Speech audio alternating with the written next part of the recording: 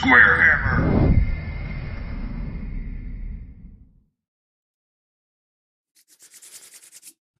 What is up, YouTube?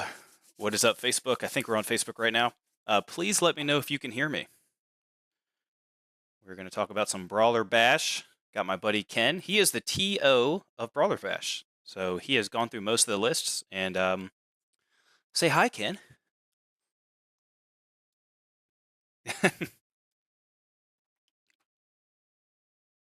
They said can here, so I assume that means good. And he didn't. He just forgot to not. He didn't say the T on purpose, so we're good. Yeah. All right. Cool. Okay. No, can't hear Ken. You can hear me, but you can't hear Ken. Okay. Say something, Ken. How You about can now? hear me, right? Can y'all hear Check him 1, now? 2, check, check, check. Should work. Should work. Agree? Should work. A little bit. Doesn't seem to be working. No. There's a little bit of delay. And now I'm echoing. Can audio coming in? Am I echoing to anyone else? Why is there always like an issue with audio and with my setup? I need to pay someone to do this. That's what it is. No echo for us. Okay, I think we're good. Yes! What's up, guys? So, like I said before, Ken from Brawler Bash, he is the TO. It is in North Carolina. If you want to tell him about the event and something, you go ahead. A little spew. Hey, everyone. Yeah, so next weekend at Atomic Empire, there is the Brawler Bash, 2,000 points of no comp. We have everybody from Beastmen to Bretonnians, vampire counts to Tomb Kings. Yes. And with no comp, we have some absolutely grisly lists. Some bangers, as the kids say today.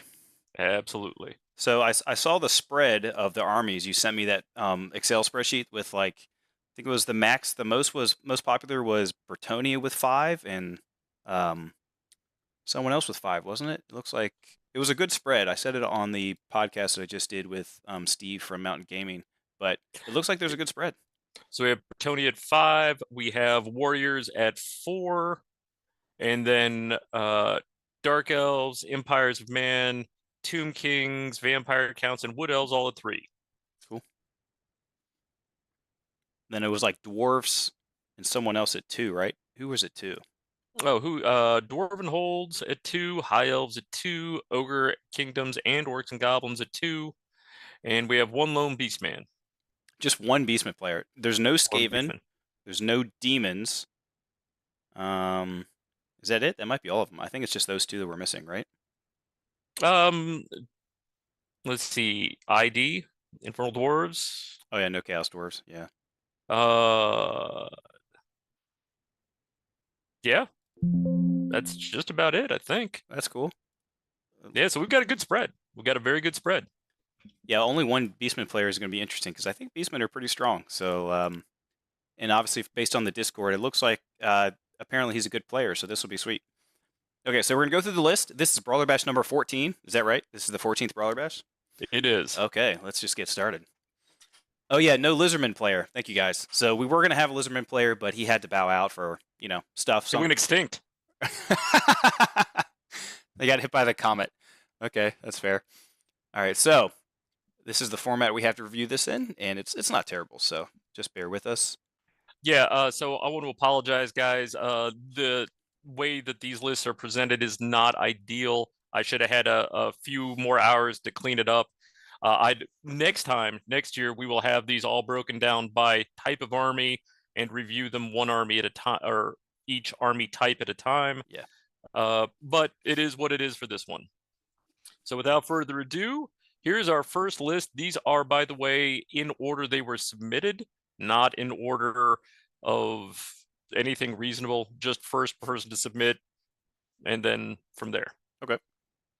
Looks like Dark Elves for number 1. We have a Death Hag with the Sword of Might, so +1 strength, -1 AP, and the Rune of Cain. Do you know what the Rune of Cain does? Not a clue. Not a clue? Tell me more about the Rune of Cain. Well, we're going to learn together. Actually, everybody is. I'm sure not a whole lot of people are up on it. But the Rune of Cain is this character has extra attacks D3 special rule. Okay, so they're swinging a bunch of... Sword of Might. Why do they take two hand weapons in the Sword of Might? Because you can't use the second hand weapon. No, it says two-hand weapon. So this is a common issue that I've seen. It's mainly the army builder here, and it's a little bit of an odd rule set in the old world. You don't have to buy a two-handed weapon. You don't have to buy the slot two-handed weapon and spend like 6 points on a two-handed weapon and then buy a sword that has two hands, requires two hands. Right. But a lot of people did.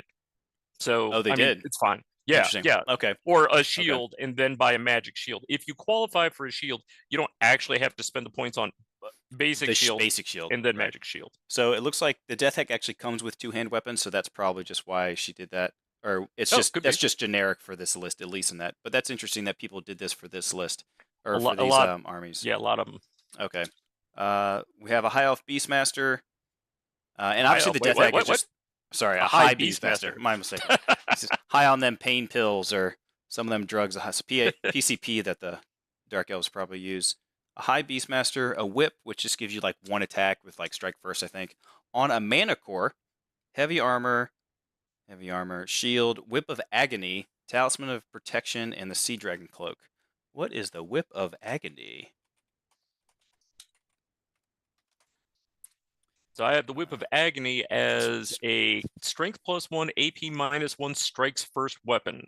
That's cool. Note that any model that suffers one or more unsaved wounds from the whip suffers a -1 toughness characteristic for the remainder of the game. Ooh, it's not even take a toughness test and you could lose the toughness. It's just you lose a toughness.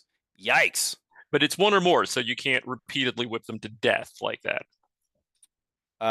Yeah. So it's not going to stack like every combat. Right. Interesting. But still, like just a flat -1 toughness. That's pretty good, especially since they're only... I think that Beastmaster is only strength 4 base, so strength 5. It'll slowly get you down.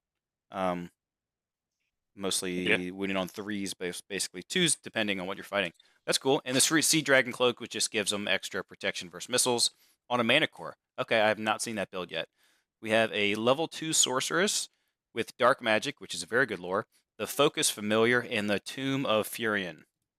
I assume the Tomb or Focus Familiar is like either +1 to cast, or it is a, let's see, blah, blah, blah. Place a marker within 12 inches. The range and all effects of the spell are measured from this marker. Okay, so it's basically what Lizardmen used to do with their Skink Priest. You used to be able to like cast through your Skink Priest. Basically, she throws this Focus Familiar 12 inches forward and can cast from there with 360 line of sight, which is, for 10 points, that's honestly amazing. Single use, though. I like that. It's only one use, but like if that goes off when you need this, that's pretty cool. That's very strong. 10 points is a good... Now, also, don't forget with Dark Elves, I think they all have Eternal Hatred, which means like they hate everything forever, like not just in the first round.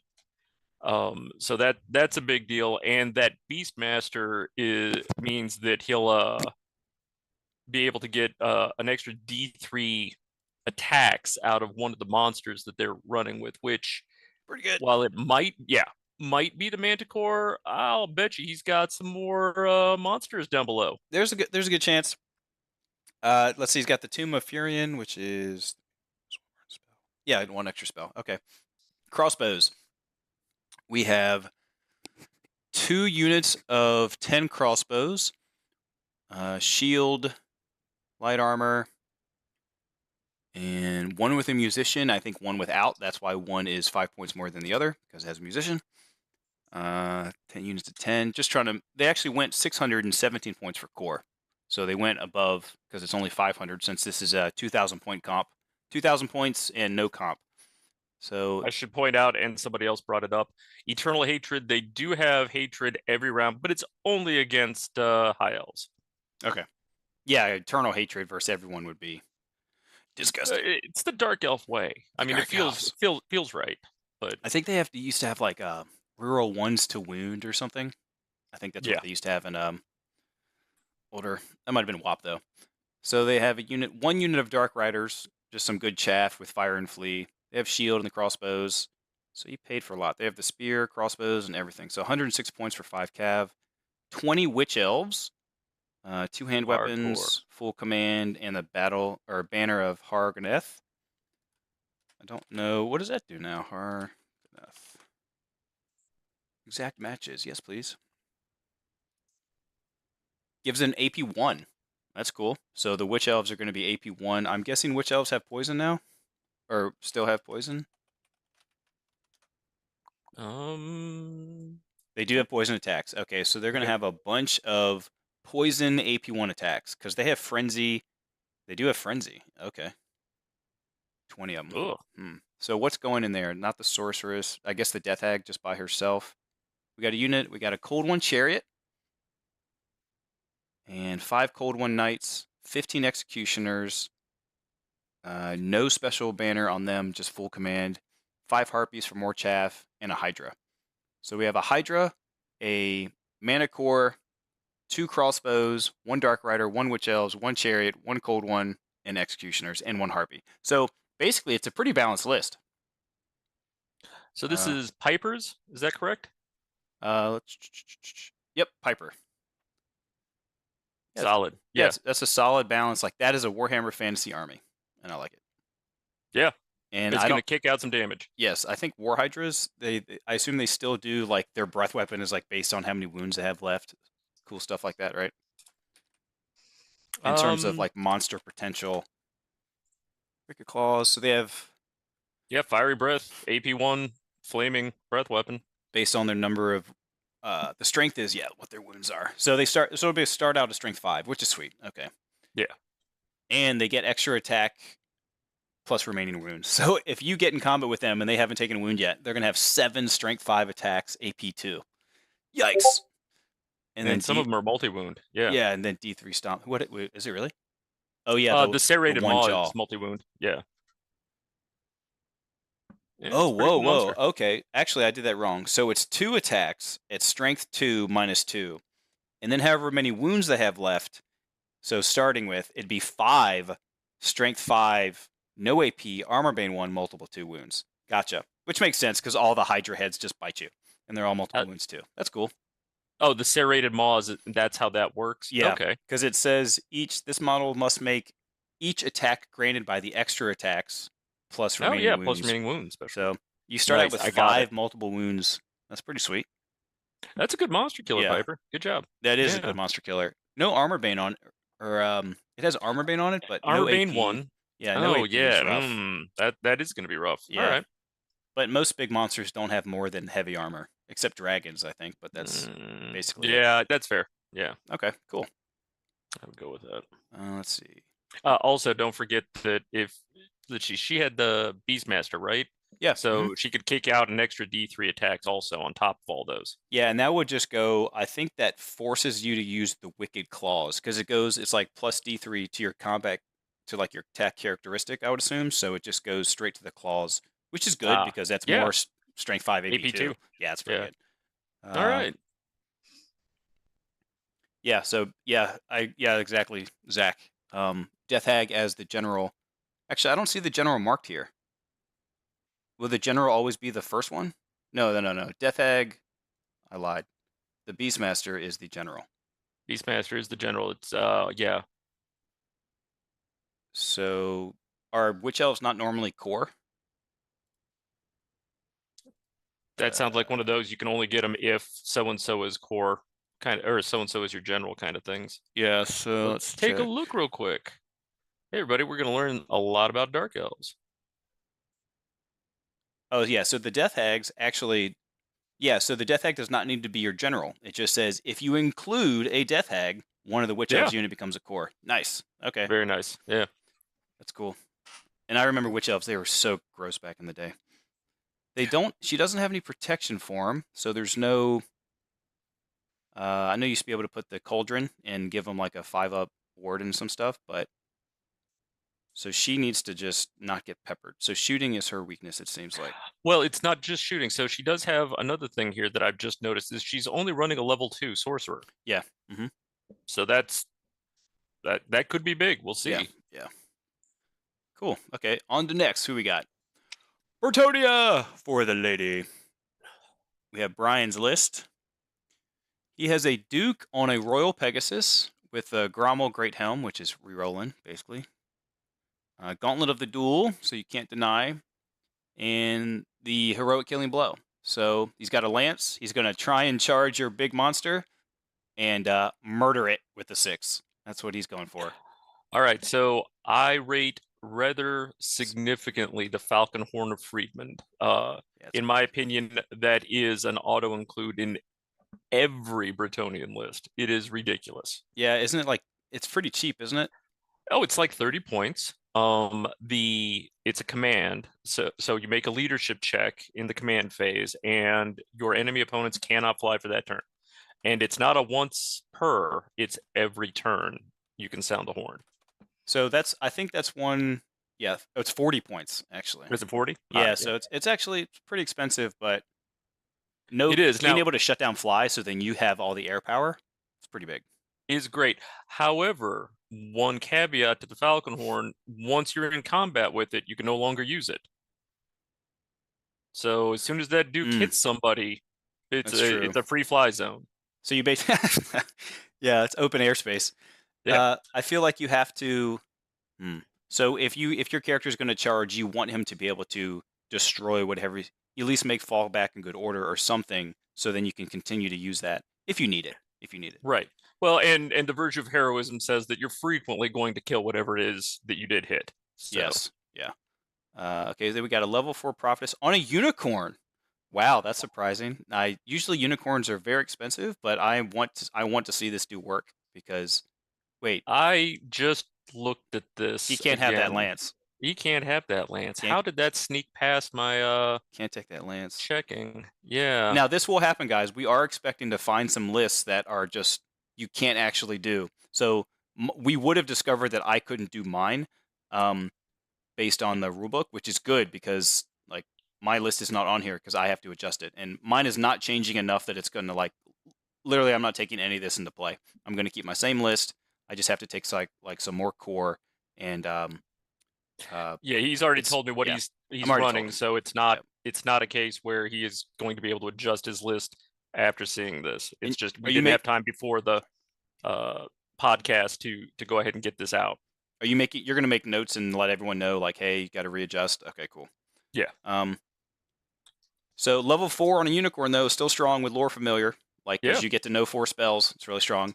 I'm guessing that the Heartwood Lance is probably just going to turn into an arcane item. Maybe a spell scroll. Can't turn into another one because they have lore familiar. So it's going to be like an enchanted item, or maybe like a scroll or something. That's probably the easiest way to do that. Then we have a damsel on foot. Guessing level 1 since it doesn't say level 2 with battle magic. Battle magic's okay. I don't know what they're going for. Definitely level 1 because it's not a level 2. And okay, just a damsel on foot. We have a paladin BSB, Banner of the Lady's Grace. Let's see what that does. Stop. Y'all need to go. Also, back to that first prophetess. I totally know why she did the Heartwood Lance, right? Because of illusion. Yeah. And everybody loves that spectral doppelganger, right? Yeah. So I should make a list of everybody who's got an overpowered weapon on their illusion caster just to post that later. This one unfortunately will not work, but I'll work with him and we'll get through that. I think the Banner of the Lady's Grace is in the Armies of Infamy one, and I don't have that PDF because I forgot to download that one. But I've got it. Oh, cool. What's that one do? Yeah. Arcane Journal. Here we go.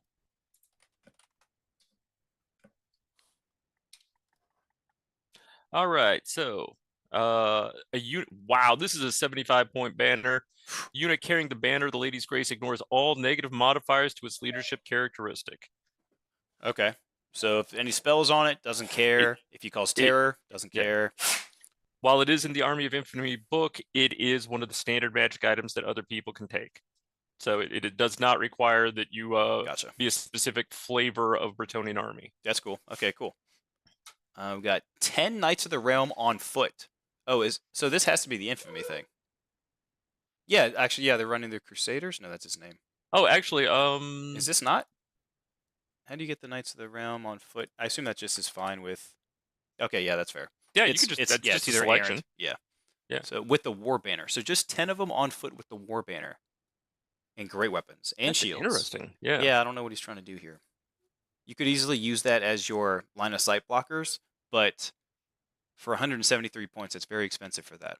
I guess it's just a leadership 8 that's just not really going to flee unless you roll above it. They're going to dish out some damage, and maybe he just hopes he Well, just so like a if you've speed got bump. the 10 realm on foot, they still have the vow. Oh yeah, and the blessing. So they could. Oh,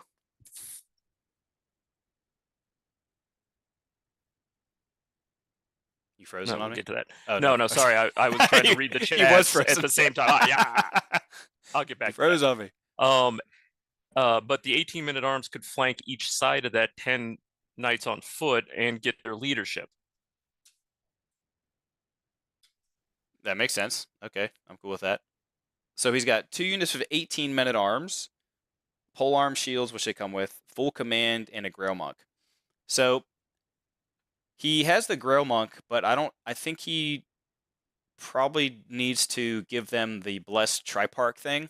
I assume that's why he took the Grail Monk is to get that ability, which gives them stubborn, but that is another 25 points. So Yeah. maybe he did not mean to take it. I I think mean, the men at stubborn is arms. no. Yeah, I mean, I think the stubborn is a very solid play. Or what are yeah. you saying? He's not in his current right here. There's no stubborn. So you have to upgrade to a Grow Monk, which is like 7 points, and then you Mm-hmm. have to spend another 25 points to give it Oh, the for the special item. triptych. Yes. Yeah. Yeah, so he Oh, didn't you're do that right. here. So I don't know if why would you pay for the Grow Monk if you're not taking that? I don't know. I don't know. So maybe he just decided not to. Okay. Yeah. We have, I mean, yep, 2 6 mounted knights. So a lot of core. Scott, how many points did he spend in core here? oh, okay. 681. Yeah, okay. So 2 units of 6 Knights of the Realm, 3 Pegs, and 6 Grail Knights. Grail Knights are amazing right now, and he actually gave his Grail Guardian the virtue of confidence. That's pretty sweet. And that one, during a challenge, okay, so that character or champion has to issue and accept challenges, and he gets to reroll any fails to hit. So that's pretty cool. He will murder other champions very easily, and he will get overkill.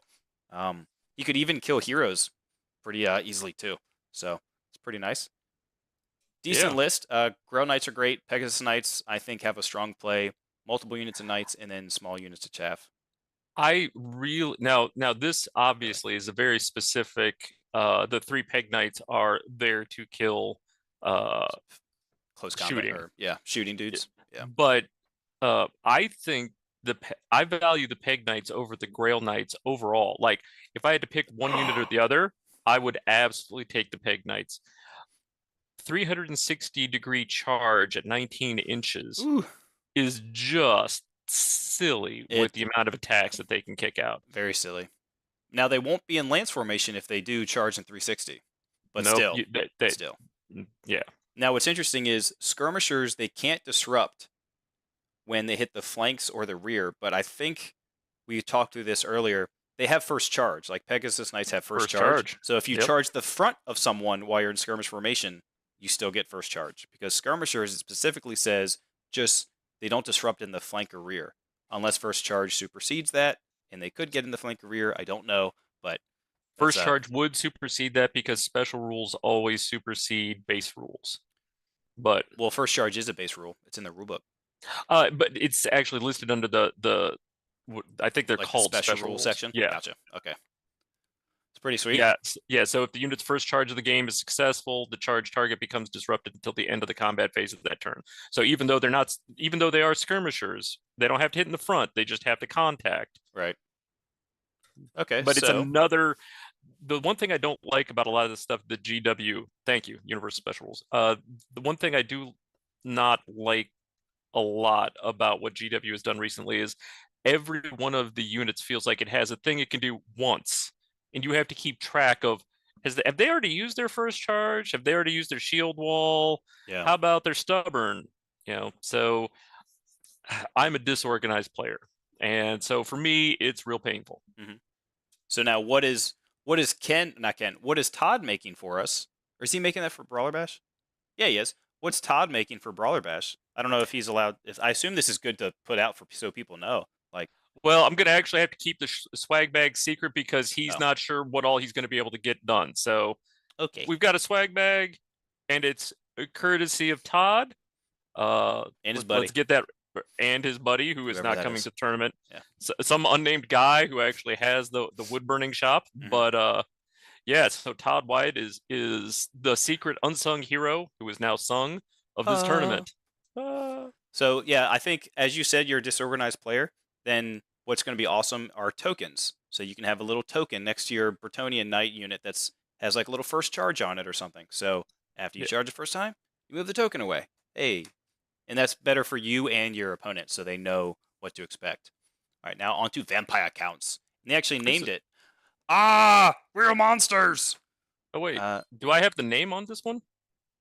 yeah, it says Avra monsters. That's the. No, but that's not the name of the person running it. That's Oh no, weird. no, Chuck. You got Chuck right here. Chuck. Okay, I just couldn't see it on yours. All right. Oh, yeah. So we got Avra monsters. He's got a Yeah. master necromancer. I wonder if he's going to do the whole. Let's see.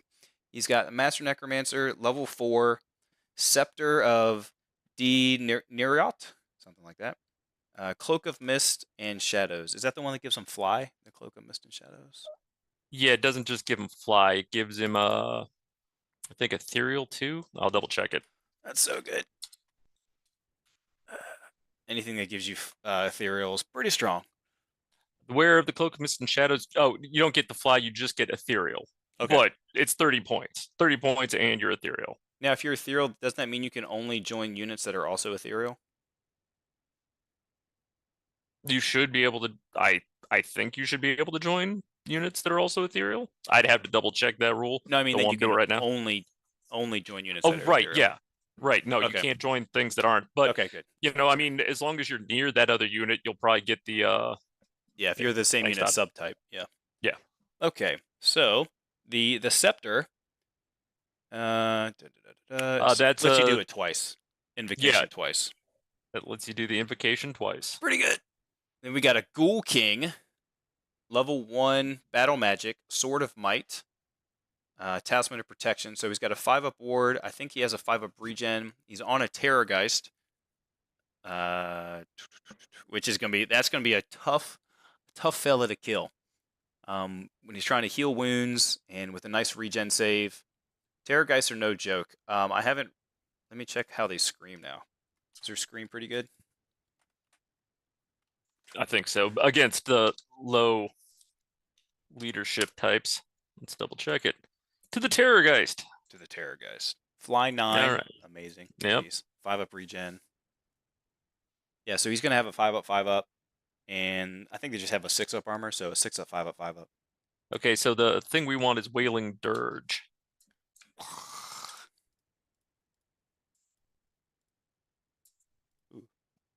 All right. Can't march if it's doing this because it's in the shooting phase. Right. Target any enemy within 8 inches of the model, and that this model can draw a line of sight to, or that this model is engaged in combat with. That's a big deal. Mm-hmm. The target must make a leadership test with a -2 modifier to its leadership characteristic to a minimum of 2. If this test is failed, the target suffers a number of wounds equal to the amount it failed the test, with no armor or regen saves permitted. Ward saves can be attempted as normal. Which, that's basically what it used to be. I think it was -2 back in the day, too, but... Yeah. Or no, it was like 3d6 or something? I don't remember. It had something to do with their wounds. Note Yeah. that a Wailing Dirge attack can target an enemy character regardless of the usual rules for targeting lone characters. So don't leave a fella by himself Yeah. 3 inches away from another unit, because he's going to get screamed at. And Yeah. Run and hide from the real monsters list, that's for sure. Yeah. Okay, then we have a Vampire Thrall. It's going to be the BSB, maybe? Yep, with a Drakenhof banner. Oh, I think you missed the Tomb Banshee, which is Oh, kind I of did. a... Haha. yeah. little hidden. So a Tomb Banshee also going to be screaming. So we have one, I two, got it now. three. The real monsters. That's the Yeah, screaming. the screaming. I got it. I got it. And that was a show actually too. I think Yeah, it was could like be. a cartoon. One, two, three, four. So 4 characters: Banshee, Vampire, King, and Necro. Yep. So we Yep. got it to basic Tomb Banshee. Then we have a BSB Drakenhof Banner, level 1 Necromancy, extra hand weapon, heavy armor, and Crown of the Damned. Is that the one that lets them always hit on 3s or something, or is that the banner? Let us check. Well, the Dragonhof banner improves the regen by 1. Ah, So okay. What's the one that that's you can pretty always solid. hit on 3s? I Barrows. Banner of the yeah, Barrows. Banner of That's the it. Barrows. Yeah. Okay. So Crown of the Damned gives him a 4-up ward against any wounds, but he's also stupid. Okay. So the A Vampire Thrall, dangerous play. very dangerous play. Because just so we're all clear on this, at least as far as I understand, stupidity is not a rerollable thing from the battle standard bearer. Isn't Correct. that correct? Yeah, that's right. Yeah. That's right. So we got 12 ghouls. Champion. We have two dire wolves. 2 times dire wolves. 6 dire. Okay, yeah. That is confusing to me. It says What's that? 2x dire wolves, 54 points, and then it has 6x dire wolves for 8 points. Yeah, I don't like the Is format that for this, that's just the but format, right? Yeah, it's got to be. yeah, that's just a weird formatting bit. But I think that's 2 units of direwolves. Each unit of direwolves has 6 direwolves with a doomwolf in it. That's weird. No, Yeah. it's just 1 unit of dire It is wolves. 1 unit. Now I'm looking at the points. That's 48, 54. Yeah, that's 1 unit. 2x direwolves. I wonder why it listed like that. Yeah, that is very awkward for new recruit. I think that's just some kind of I wonder if formatting that's because error. it's a direwolf and a doomwolf, and that's how it's counting it. I'll It try could to be. take that up. I'll add it to the list. Yeah, that's definitely yeah, okay, interesting. Yeah. So then they have 33 skeleton warriors with the screaming banner, which that's amazing. And then it's cool that a skeleton warrior unit can actually have a 50-point banner. Surprising, but I like it. So the screaming banner, when you take a leadership test due to fear, you have to roll an extra d6 and discard the lowest. So good chance you're failing fear tests, which is pretty crazy because if you charge that skeleton warrior unit and you don't have fear, to charge that Mhm. unit, you have to take a leadership check or a fear test to even charge them because they have more unit strength than you. So you charging them is going to be hard, and then if you're in combat, taking fear checks is going to be rough too. So Yeah, it's all about the unit strength with that. yep, we got 20 zombies with the banner, and I think banner for the zombies doesn't give up the extra victory points. I think that's right. We have, Probably. I think that's right. It's like the peasant ones, like the peasant banners don't give victory points too. Then we have Yeah. a big unit of 8 hex wraiths with great weapons. Maybe they're heavy calves, so that's probably why he's running 8, 4x2 maybe, with a champion, and then another Terrorgeist. So he's going to have 2 Terrorgeists running around, screaming the hell And a out of you, banshee. and a Banshee, and a bunch of like anti-fear, make you take tests, and unbreakable. Looks good. Looks good. Double Terrorgeist is going to be gross. Look at that. I like it. All right. There was some talk on the chat about the vampire thrall. Okay. I'm trying to go back to it real quick. This guy right here. What's he got? I know this army is 2 units of doggos. I'm not seeing thralls No, getting indication of. yeah. What's the thrall doing as a wizard with armor without the vamp armor that lets you cast? That's true. He does. He is a wizard level 1, and he has heavy armor and a shield. So he probably can't have heavy armor and a shield. See, that's No. what's so weird. Like, why can't a vampire wear armor and cast magic? Like, come on, guys. Wait, let me read the vampire thrall because maybe this is new to me, but it looks like he can put on heavy armor and cast spells. Unless it specifically says it. Is that right, chat? Y'all let me Yeah. know. No, I mean it does have to say it, but basically if you as long as the vampire thrall can wear armor, may take one of the following, light or heavy armor. Yeah. And may become a wizard. So you can do both of those things. Take armor and be a wizard, so that's not a problem. And if he is a wizard, then So on page 111, it says wizards and armor. Generally speaking, wizards dislike armor. Blah, blah, blah. To represent this, a wizard cannot wear or carry a shield, cannot wear armor or carry a shield. Should a wizard ever do so, they are unable to make any casting or dispel rolls. This penalty applies to all armor and shields, magical or otherwise, but does not include barding. And then it says, note, however, there are some exceptions. Certain rules, such as chaos armor, make a wizard exempt from this penalty. Similar, some suits of magic armor are crafted in such a way to be exempt from this penalty. So unless the thrall has a certain rule, or vampire counts have a certain rule that allows them to wear generic heavy armor and a generic shield, then they will not be able to cast or dispel. So it looks like several people in the chat are saying they do not have an exception. all right. Well, So, that's what we need to know. Yep.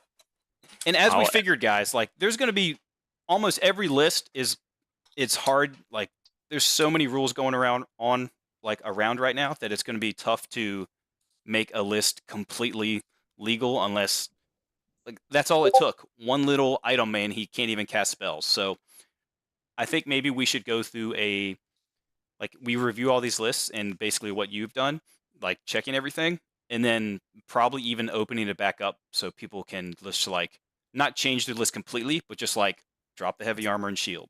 So I will work with the individual people who we have found have issues, and we will get them as close to their intended list as possible. I like it. Like with that's only fair, guys. Like, yeah, I mean, like with Brian, that's going to be a huge problem for his Heartwood lance carrying damsel, because as far as I know, there's nothing that they can take. Maybe we can get him a Sword of Might or something. Sword of Might or something. We'll figure it out. But we'll try to get him close to the same. Yep. Okay. All right. So 12 ghouls. We did this, did this, did this. So since we already did all this, hold on. So thank you for pointing that out, whoever pointed that out. Tomb Kings. This is by Kurt, my buddy Kurt Phillips. He's down in North Carolina near the beaches. So we have a High Priest, level 4, Elementalism, Warding Spirit, or Splint, Warding Splint, and an Earthing Rod. Earthing Rod lets you re-roll a on your miscast table. I don't know what the Warding Spirit is. It's definitely going to be in the Tomb Kings section. Ravening Horrors. Bosses of Fantasy. Ooh, I don't see it. Is that must be in the Infamy one? Yeah, so the Warding Splint is a suit of heavy armor which may be purchased and worn by a Lich Priest, even if they do not have the option to be equipped with armor, a shield, or barding. Here we go. There's the exact exception. Haha. Without penalty. In addition, its wearer has a 5-up ward save against any wounds suffered. 5 up. Pretty good. Solid. And he's just on foot. Yep, just on foot. We got a Necrotech with the whip, just giving buffs to his unit, whichever one he's in. Or a Royal Herald BSB. It's hard to fit those Necrotechs in, but those are so gross. Yeah, giving +1 attack to every model and hatred. A great support character. Superb. What's the no special weapon on the BSB, but it does have the Destroyer of Eternities, which I think is one of their special magic weapons, which is probably also. Yeah, I was gonna say, yeah, that is about. What's that one do? I think that one's in the base book, isn't it? I do not see it. Actually. Yeah, Destroyer of Eternities. No, it's that 75-point magic weapon right at the top. Oh, jeez. Okay. Yeah. Killing Blow magic attacks requires 2 hands and strikes last. But rather than attacking the wielder normally, or rather than having the wielder attack normally, they may choose. To make a special scything attack. If they do, the enemy unit that they are directing their attack against suffers a D6 automatic hits, each resolved using the Destroyer of Eternities profile. Not bad. Yeah, so if you don't think you're going to be able to hit them, if they're like, if you're hitting on 4s and they have like -1 to hit or something, or if they're Nurgle, like Warriors of Chaos Nurgle. Yep. Rerolling 6 is just like, let's auto hit. Yeah, it's solid. It's in a chariot too. So we also have a Tomb King. Oh, and who's his general? I don't see general. There it is. So it is the Tomb King. Mhm. So also on a chariot. Ogre Blade, which is a disgusting 65-point magic item in the base rulebook, which is what? +2, AP2, is it multiple Multi-wounds wounds? D3. Yeah, multiple wounds D3, disgusting. And he took the Yeah. Paymaster's coin, which once per one use only, you can reroll your hits. So Yeah. it's pretty good. So both on chariots, I'm guessing they're in the same unit, and they're probably just in this unit. So he's got 3 chariots, so he's going to have a unit of 5 chariots. Pretty gross. 2 Probably. units of 5 skeleton horse archers. No, that's wrong. 1 unit. Yeah, no, just it's that it's 2 it's is right. It is right. So that we sorted it out in the chat. It is 2x means that there's 2 units of the horse archers. there's 2 total. units of 60 Yeah. points. It's weird that they don't list them twice. I So agree. it's weird that they do that here. They count as 2 of them, but then if you look at the skeleton skirmishers, they list it twice instead of The just skeleton 2 skirmishers times. I Those are 2 think units of 5. are exactly Or no. the same. Oh, that's Are it. they? If they are the exact same, it Yeah, then saves the it's space and just yeah. does 2. Okay. Yeah. Or 3 if you had 3 of them. Yeah. Interesting. Okay, that makes sense. So 2 yeah. units of horse archers, 1 unit of 5 skeleton skirmishers, 1 unit of 13. I'm guessing the high priest is in the 13. The 5 is just screening. Horse archers are also just scouting up, being annoying. We have 21 skeletons, full command. Actually, no musician. And then 23 tomb guard, which is where his necrotech is going. I don't know if he's going to do 8x3 or if he's going to do 6x4. Full command, no special banner in the tomb guard.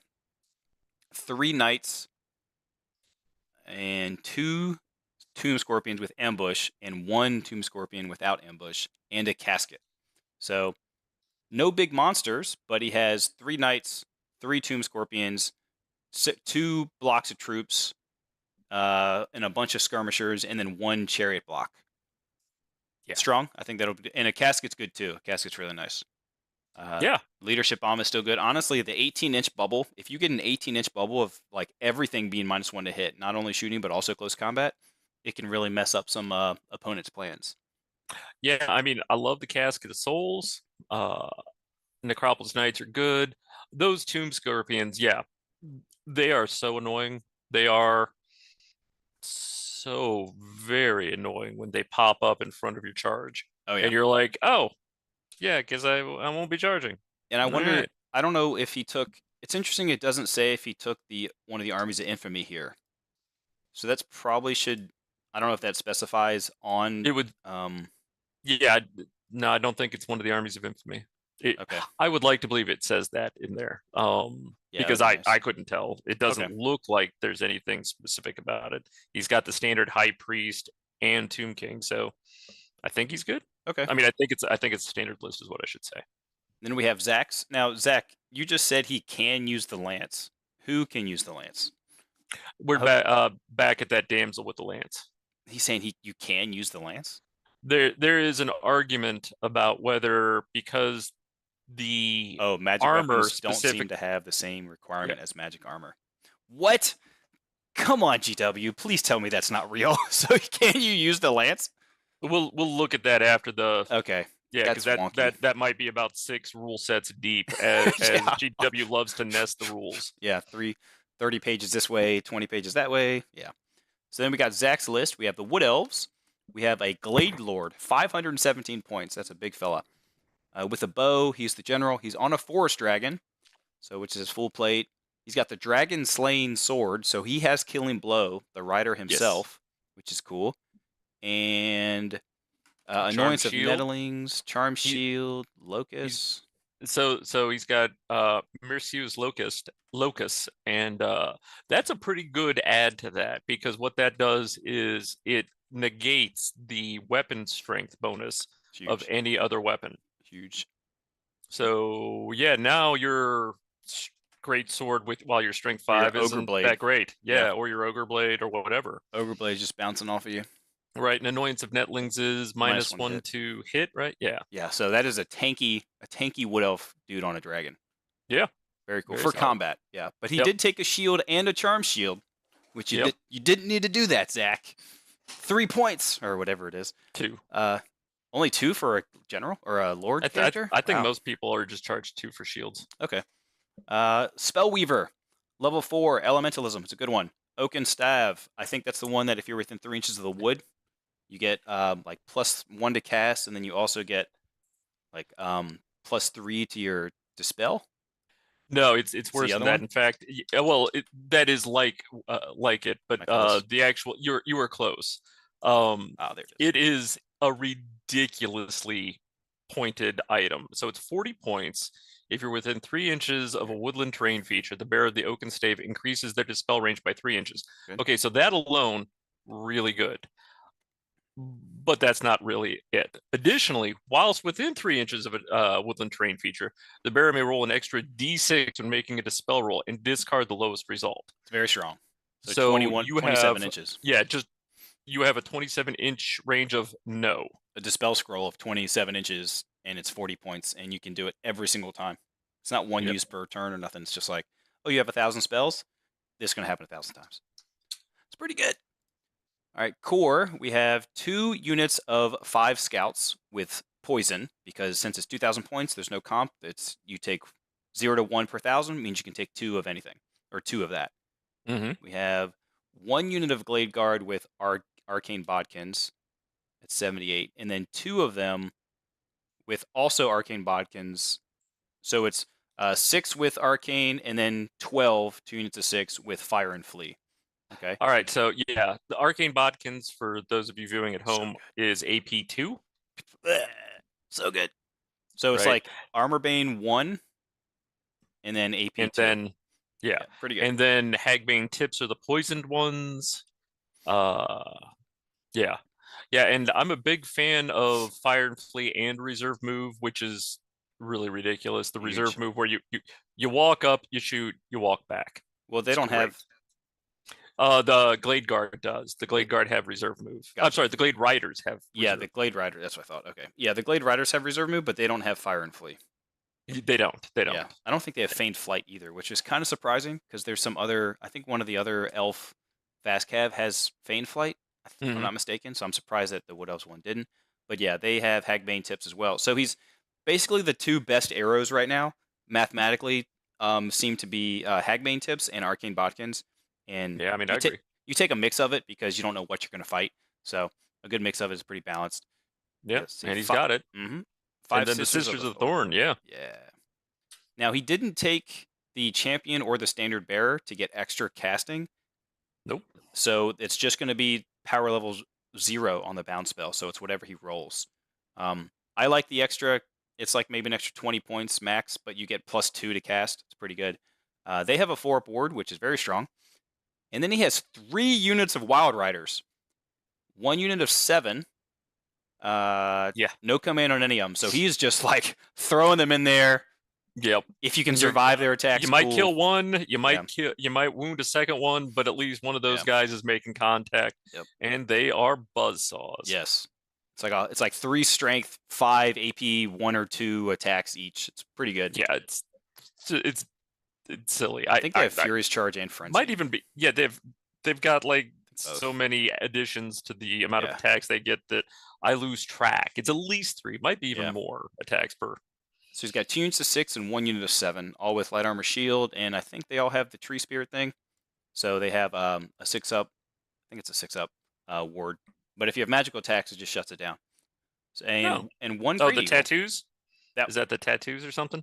Oh yeah, that's different from the tree force spirit. So yeah, maybe their tattoos don't go away from magical attacks. Zach will let us know. He will. He will. Peter. Y'all should know Peter. He's been on several videos and everything with me as well. So we got Bretonnia, Brett's. He's got a Baron. See, I'm guessing he is on a Griffin. 300 points. Royal Pegasus. So he's got a Baron. I like the Royal Pegasus better than the Griffin. Is that just because of the movement? So a Griffin is a monster. Mm-hmm. Yeah. Whereas with the Royal Peg, you can be next to, and I'll bet you he has at least 1 unit of Peg Knights. Yes, he's got a couple of them. Spoiler alert. So yeah. So along with being near Peg Knights, you can be near any other kind of knight because the unit type is Cav, right? Now, so is it subtype or unit type? It's just unit type, not Gotcha. subtype Cool. for lone character. Nice. Yeah. Excellent. Okay, so So I that's definitely value it much better the way he's got it. Syrian's Locket, which negates multi-wound, does good. not negate killing blow, but does negate multi-wound. The Virtue of Knightly Temper, which I always like. It just means he's really, really angry. That's not the one who makes him impetuous or something, is it? No, it gives him hatred and a D3 extra attacks. So good. Oh my gosh, it's so good. Is very good. But he doesn't have a magic Lance. sword or lance or anything. Yeah, So does not. that's kind of hardcore. I like it. No I mean, he's killing just blow like, either. nah, I don't need it. Yeah. I mean, he is throwing with a lance. He's still going to be throwing. I think they have 5 attacks base, so anywhere from like base. 6 to 8, strength 7, AP 2, armor bane like 2 attacks. It still hits you hard. You build him a little tankier, which I'm cool with, and he's got the Falcon Horn, which seems like that is a not an auto include, but pretty close to it for a lot of Bretonnians. And he's got let's see, yeah. 1 damsel level 2 on a barded warhorse with battle magic, no items. A paladin BSB also on a royal Pegasus, and the Grommel Great Helm, very nice. And Knight's Vow. The other one doesn't. Oh, and he did give. Actually, the Baron comes with the Grail Vow. I think it just comes with it. Yeah, they do. Cool. And that gives, for those that don't know, that gives them immune to psychology, magical attacks, and the stubborn special rule. Pretty good. Now, ITP only works if the majority of your units have it, or the models in your unit have it. So yeah, the Pegasus Knights will not have ITP. I assume he might not be putting them in that unit, but if he puts the Paladin in, yeah, then they should get protected, which will be fine. Then he's got the BSB, already said that. So he's got 6 Knights, full command. No, just, yep, full command. It pops out below if y'all could see. The little header up here. So 6 Knights, Errants, full command, which have Impetuous. We have 6 Knights of the Realm, full command, no banner. 3 units of 10 skirmishing bowmen, and then 1 unit of 11 skirmishing bowmen. Oh, so many skirmishers. Actually, wait. Can they do that many times? I thought it was only what? 1. What, for skirmishers? Yeah, I thought. I could be thinking of someone else. Hold on. Yeah, maybe. Yeah, I don't remember there being any. I didn't think they could do that many times. Peasant bowman. Or skirmishers. Yeah, it says any unit. For some reason, I was thinking that it was one of the ones that says like 0 to 1 unit per 1,000 points can get skirmishers, but no, they could all get it. Amazing. Skirmishers are so good. Okay. So confusing. I know. 2 units of 5 knights. Sorry, 2 units of 5 mounted yeomen, and they have short bows and feigned flight. They got the spears. I really like mounted yeomen. They have all of the right rules, or can take all of the right rules, to be some of the best skirmishing fast cav in the game. Yep. Hippo is also a large target. Royal Pegasus aren't. Grove out. Yep. Okay, so we got 2 units of 3 Pegasus Knights. So he's going heavy into skirmishing bowmen and Pegasus Knights. So he is all mounted and then a lot of bows. And then 5 units or 5 Grail Knights, which I'm guessing it's just 5 plus the level 4, which is probably what he's going to do. I don't know. I don't put so I don't ever put a damsel in a unit of knights. Like, you don't want their head to explode and hit the whole unit? Well, actually, it doesn't have anything to do with that. First off, knights are meant to get into combat, and as soon as you get your damsel in, well, down you go. Yeah, that's fair. Except if I'm fighting demons or something where I need to give somebody magical attacks. Now, Grail Knights already have magic attacks. So if I was going to put them in a unit, I would put them in like the Knights Errant or something. All right, maybe not the Knights Maybe Errant. Realm. Never put any. Maybe Realm. Realm. Yeah, definitely Realm. You don't want Impetuous to kill you. But no, I usually just keep her out. Okay. I like the list. It's a strong list. Yeah.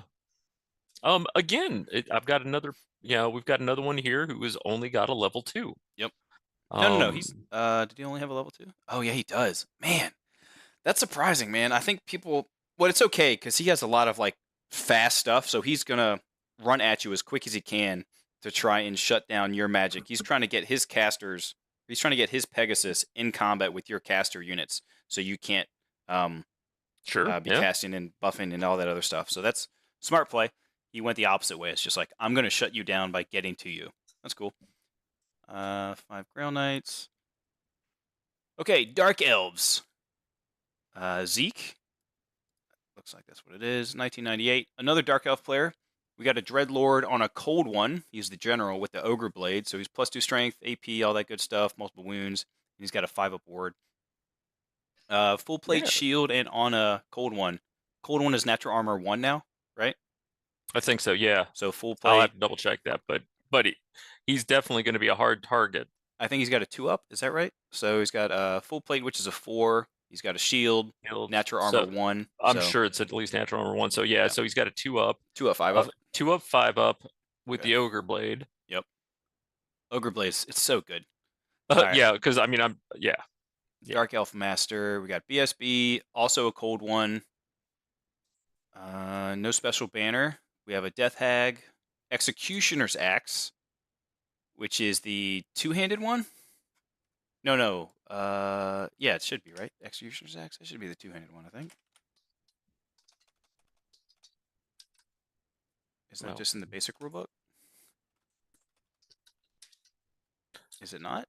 No, I think that's That's a Dark Elf one? No, that I mean, can't most be right. It most is. things It is a Dark Elf one. Okay. You keep your strength.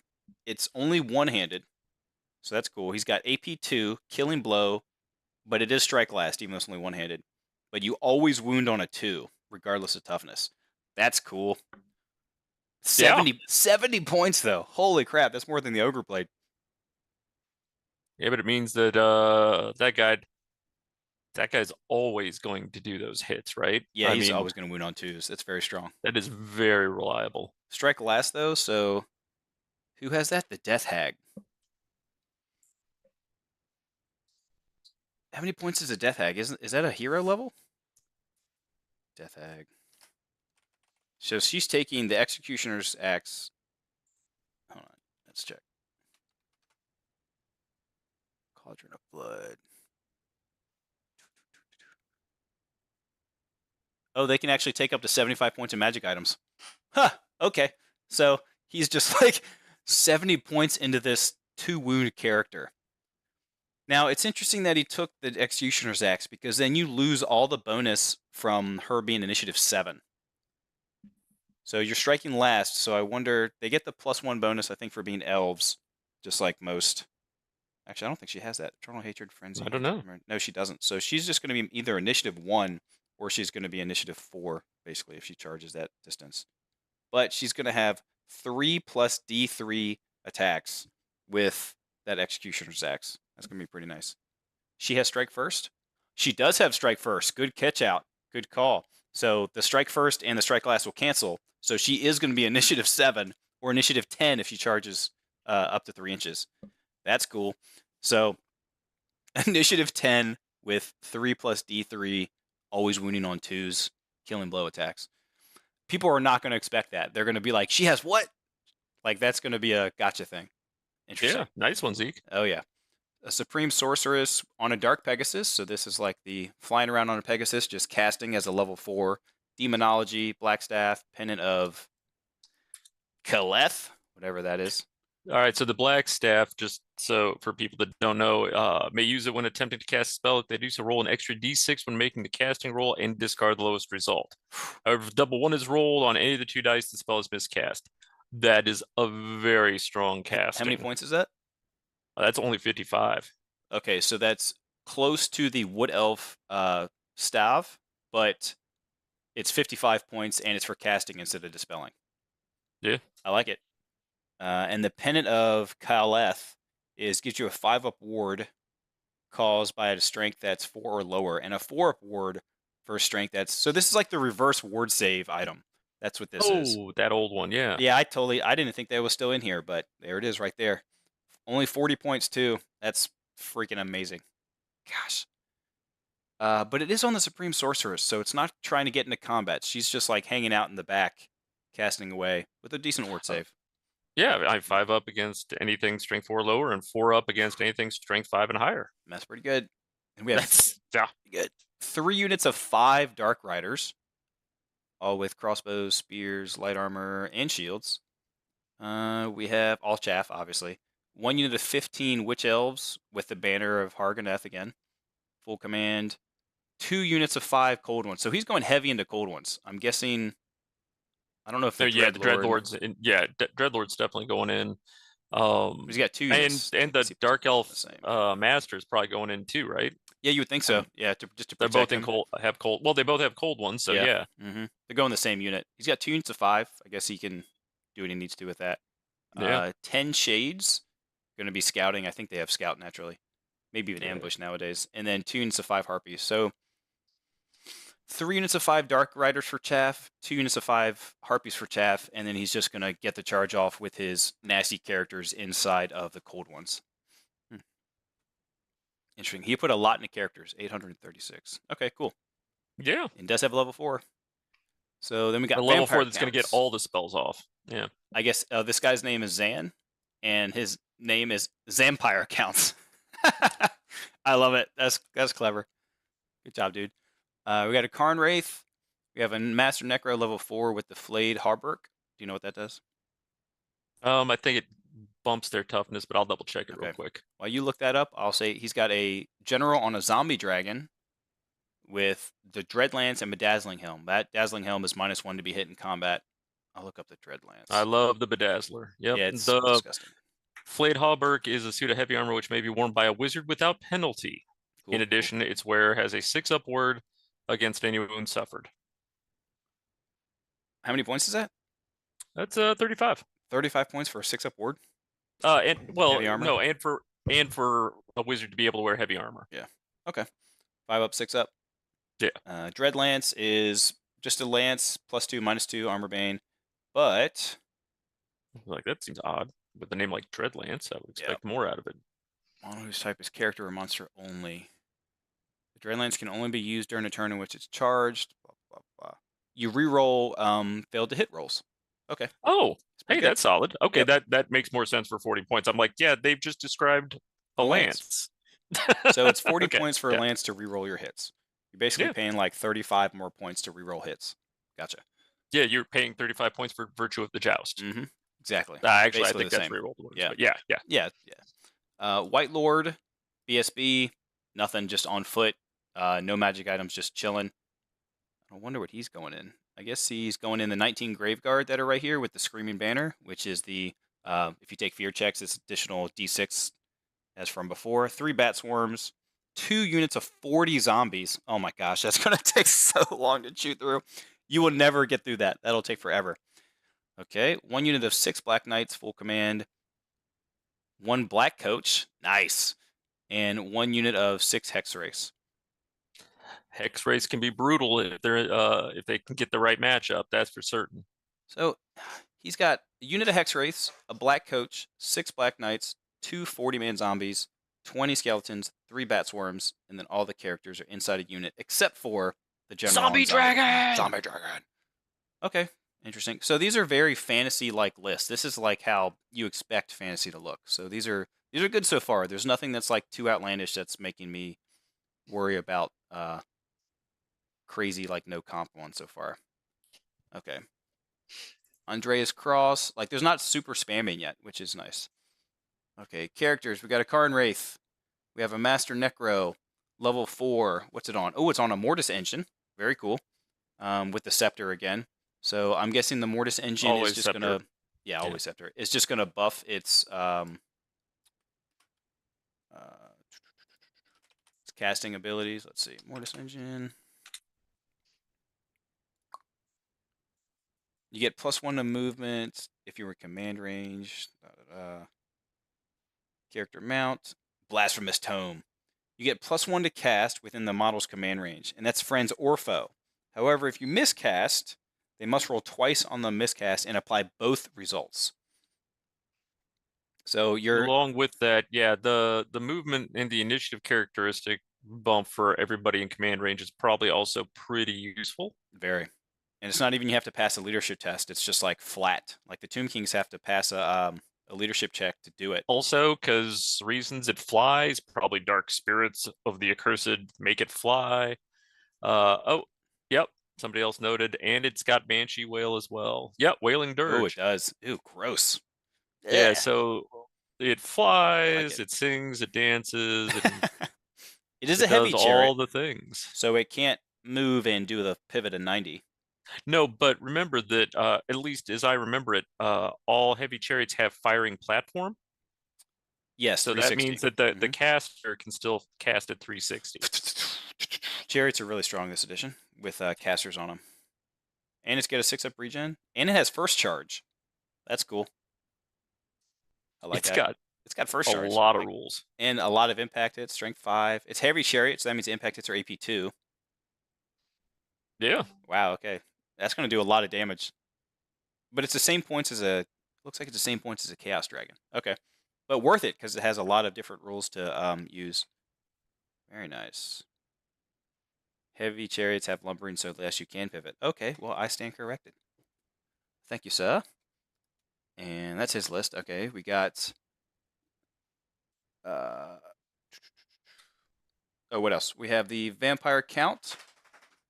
Barning Sword of Kings. A Vampire Count. Is that the that's a level, that's the hero level one or Lord level one, right? I think so.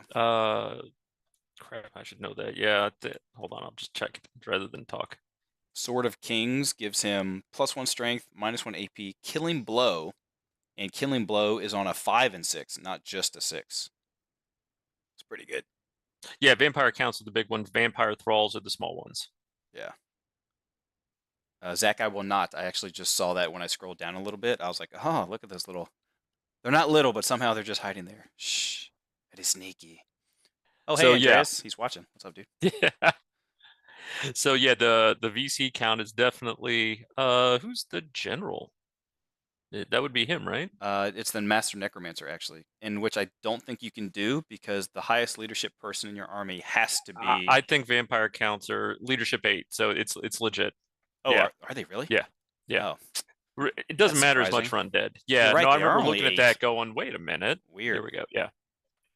Why are they only 8? I mean, so the necromancers can be the general. That makes sense. That makes total sense. Okay. Good job, GW. You thought that one ahead. Good job. Oh, all right. We got the White Lord with the Banner of the Barrows. Yep, which is the always hitting on 3s, which is Always hitting amazing. on And it 3s. looks like it's in that big unit of 13 Black Knights with What? full command. Holy crap. That's going Okay. to be a heavy hitting unit. He has, hold on, 1, 2, 3, 4, 5, 6 units and then characters. Yes. So he has 13 Black Knights, 2 units of 10 Dire Wolves, 1 unit of 3 hosts, 2 Terrorgeists, which are sneaking in down here. So 2 Terrorgeist, a Mortis Engine. So it's like 2 Terrorgeist flanked, sorry, a Mortis Engine flanked by 2 Terrorgeist, and then Black Knights, and he has a Karn Wraith. What's a Karn Wraith do? I know it's ethereal. It's not a Banshee, so it's not screaming. So what's the point of a Karn Hold Wraith? on. I think it might still scream. Hold on. I'm guessing it's going in the Spirit Hosts. Probably. Let's see. To the Karen Probably. Wraith. All right. So it is Ethereal, Indomitable 1. Necromantic Undead, Regeneration 6. Terror. Oh, it's got a Spectral Scythe. With magic attacks, multi-wounds D3. It's only strength 3, though. Yeah, but he's only 50 points, and as they bring up, it unlocks the Spirit Hosts. Ah, okay. That scythe does ignore armor saves. That's cool. Yeah.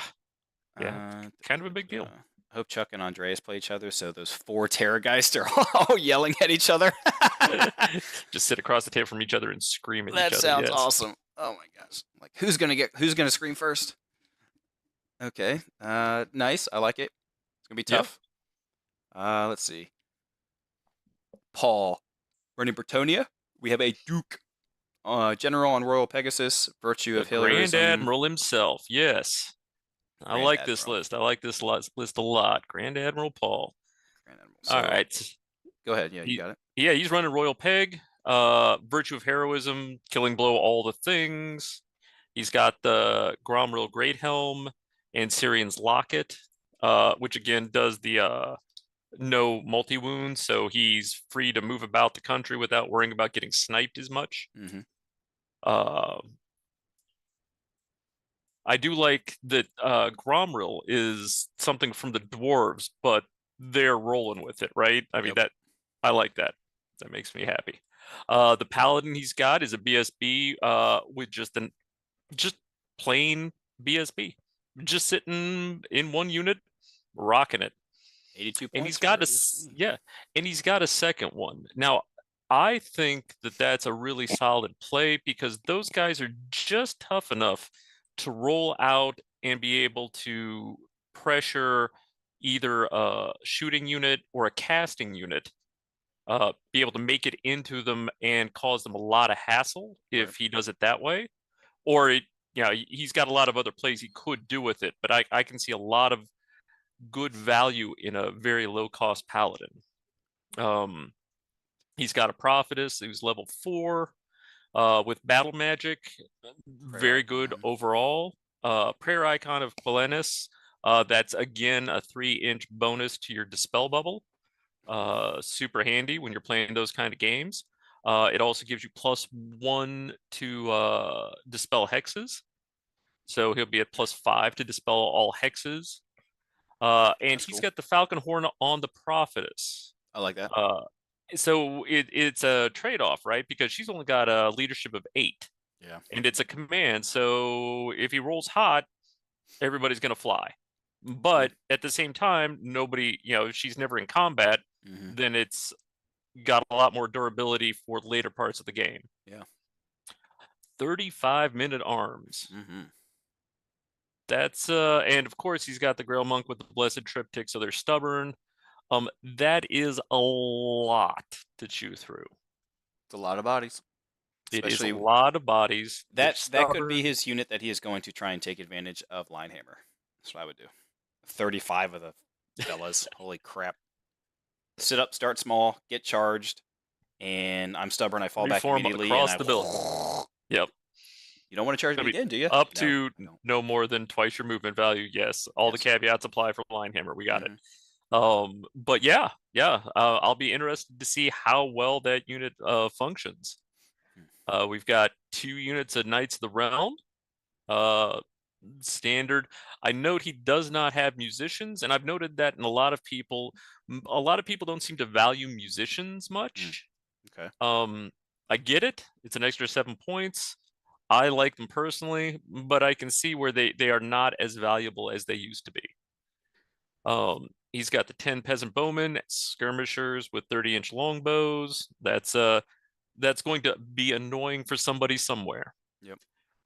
We got 5 peg knights with the banner 5. of 5. Well, we don't just have 5, right? We've got a unit of 5 that has the banner of Chalons, which is no stand and shoot, Mm-hmm. and then we've got a unit of 3 that are just base. The Grail Knights, and then 6 Grail Knights, right? Yep. And they are bog standard, though they don't have a standard or a musician. They just have the Grail Guardian. Interesting. Yeah, it's surprising. I guess he felt I like it's better to put more points into like the magic items and stuff. Yeah, I get it. I mean, Yeah. having the standard gives you +1 combat res, but when a Grail Knight unit hits you, it's usually not down to that 1 point of combat res. True. And it saves you from, if you do lose the knight, it's like another 50 points of capturing the Yeah, victory standard. points. Yeah. Yeah. So yeah, overall, I think it's a very good all-around list. Yeah. With the 35-minute arms being the most interesting point that I would like to see how that works for him. Okay.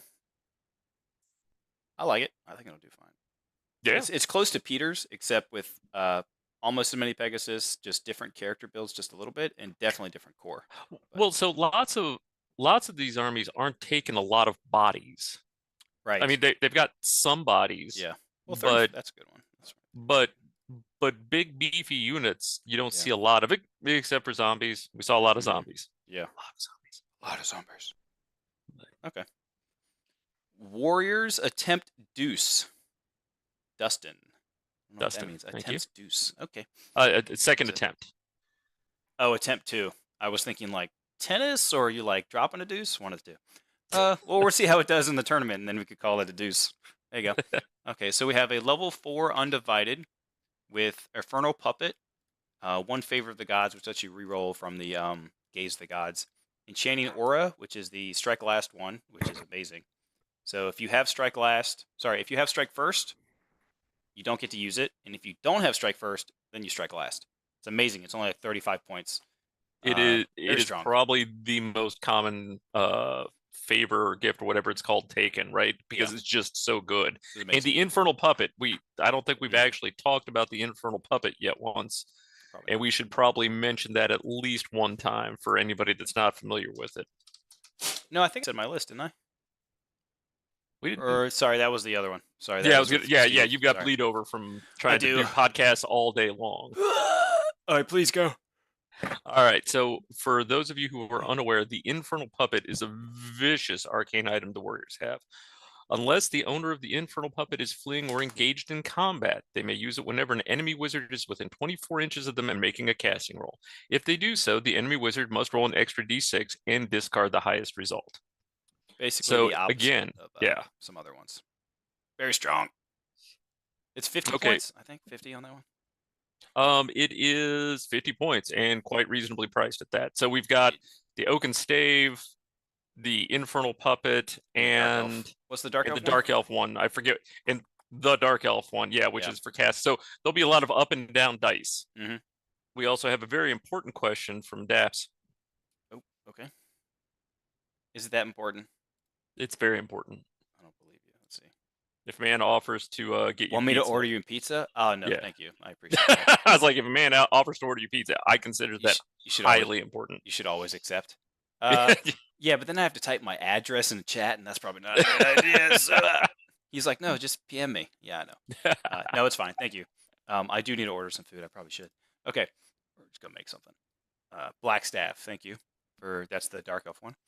So he's got a level 4. He has a Exalted Champion, which is the mid-tier level. Mm-hmm. He's on a steed, and he's got the Dragon Slaying sword, so he's got a Killing Blow character with no defenses, really. Just he's going to have a 5-up for, he'll have a 3-up save, but he's got the Dragon Slaying sword, and his initiative on the charge is probably going to be like 8 or 9. So, undivided, so he's going to be rerolling Panic, Fear, and Terror. I was surprised to see it was undivided. Yeah. Okay, good. He's got at least one unit of chaos. Scrolling down a little bit. Undivided. Undivided, because I wasn't quite sure how that worked. I don't think you can put an undivided guy. You can put an undivided guy in with a unit. You can put an undivided character inside of a marked unit, but it has to be either whatever character you put into a unit either has to be undivided or it has to be the same mark, and you can't have 3 marks. So if you have a Nurgle unit, you can put an undivided character in that unit. And if you have the opposite, this is also acceptable. But you don't get the rule for. So if you've got the one undivided character in the unit, you don't get to reroll all the things. I would assume so. You would hope that's the thing. The way. So it's not well written. Yeah. They don't have how that works. But with a lot of the other rules, like if you have a character that has stubborn but the unit doesn't, or things like that, it doesn't count. Right. Yeah, it does. It says it does. The majority of the unit has to have thing A or B. So I'm playing it currently that you have to have the majority of the models have that special rule for that to work. Okay. Next, he has the hero level character, undivided BSB on foot with the brazen collar. That gives you MR2. And he actually has Enchanting Aura twice. And you can only have it once. I think you can only have that once. Yes. So quickly to the books. Okay, I'll double check that real quick. I know. You can only have each one once. Yeah. All right. So he can change that. That's another fail on new recruits. It's a fail on new recruit because I guarantee you it allowed you to do it. And I've seen a lot of people do that where they're like, oh, I didn't even think of that. I'll do it twice. Yeah, a lot of people. That's like Battle Scry back in the day. If it didn't give you an error or something, then you can click it twice. It'll do it. I will say that the Old World Army Builder one, if one character has it, it's grayed out, so you can't even select it on the other one. I think that Army Builder is a ton better. My only real issue. Yeah, they are both getting there. They're doing well. I can't see anything that's busted in that one, so I don't know what is working and doesn't work in that one. Whereas with Right. this one, I can contact the guy and have it corrected in like 24 hours. So for That's me, cool. yeah, More hands-on. I like that. yeah. All right, so he has 16 Chaos Warriors with great weapons, heavy armor, shields, Nurgle, and Banner of Rage. So they're going to be, you have to re-roll 6s in combat versus them, and they have Frenzy. Pretty good. That is going to be a fun block. Frenzy Yeah. Nurgled. Blah. You got 5 Chaos Knights, also Nurgle, full command. Nope, no musician. And this one doesn't have a musician either. Yeah, you're right. It looks like a lot of people are not just taking musicians. Yeah. They're like, screw rallying with +1, or screw the extra combat res, which is fair. Chosen, 14 chosen. Chosen are very strong. Marcus Slanesh, which I think gives you +1 initiative and immune to panic. Might just Yeah, I be think plus. that's I think it's just +1 initiative for the first round of combat. But Razor standard, so they're gonna be. They just have hand weapon shields, so they're AP 1 because they're ensorcelled weapons, and then they're gonna be Armor Bane 2 with the Razor standard. Pretty sweet. And they are also very tough to kill. I think they have Chaos Armor 6 up. Is that right? yeah, they do. They do? Okay. Then he's got 5 Chosen Knights and full command. Nope, not full command. They're undivided and they don't have a musician. And then a unit of 4 Dragon Ogres. With the Yikes. char attack. Yeah, Yep. with champion. All great weapons, heavy armor, so they're going to have a 3-up save, a 5-up versus magic missiles, 5-up ward versus magic missiles, and their ITP, and they're all going to have 3 attacks, except for the champion. So that's going to hit hard. I love this list. It is very Warriors of Chaos as I see them. Not a bit of chaff on the field. Nope. All killing all the time. We'll see how well it goes for them. I am surprised Chaos Knights don't come with countercharge, but Chosen get it. Yeah. It'd be probably too good if you had regular Knights, maybe. I guess. I don't know. I guess. But I don't know. yeah. All right, so now we have The Empire by Chris. Let's see. Chris Klein, we have in 1 engineer, which is probably going to go with this Hellstorm rocket down here. We have a Wizard Lord, General. Oh, he only has 2 characters. Yeah. Nice. Okay, so he's going to have a lot of stuff on the field. I was going to say it takes a lot of points to field the steam tank, plus all the other stuff he's got. Yeah. So level 3 on a Pegasus with 2 Wizard Staff. So he's going to get +2 to cast magic missiles and assailment spells. I think that's what it is. I'll have to look that one up. I honestly don't know what the Wizard Staff is. Lore Familiar and Ruby Ring. So he's basically just going for as many magic missiles as possible. What he probably doesn't know is that the Ruby Ring of Ruin does not benefit from the +2 of the Wizard Staff. I did have to confirm that when this is early on, when you had the Ruby Ring of Ruin on the level 4 Beastman Shaman, he does not get the bonus of the reroll to wound on the Ruby Ring. Bound spells, it literally specifically says that, like, you don't get the special rules stuff. Special rules? Yeah, all right. So. Yeah.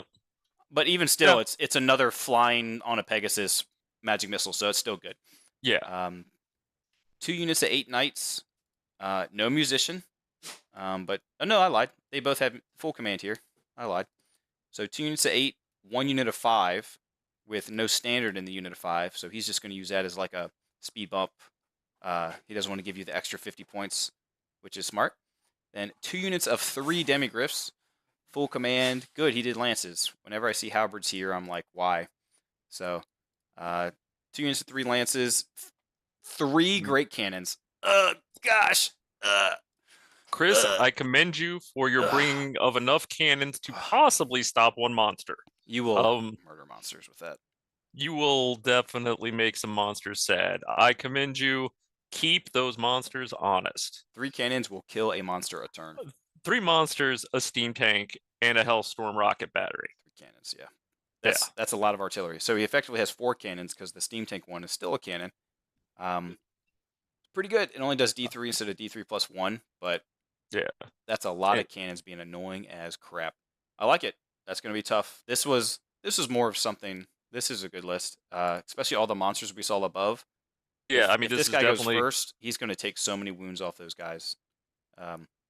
Gross. Very gross. And a steam tank is still good. Not as good as it used to be, but still good. Yeah, I mean, it's still a steam tank. Yeah. Ridiculous. Chris Jones goes, Empire! He's a big Empire player. We got Dwarves. We got Peter. He's running an Peter. anvil. Actually, can you say this list? Yeah, happy to. Okay. Good. All right. So we've got the Dwarven Holds. We've got an Anvil of Doom with the Master Rune of Gromril and a Rune of Spellbreaking. All right, I'm gonna have to look all these up.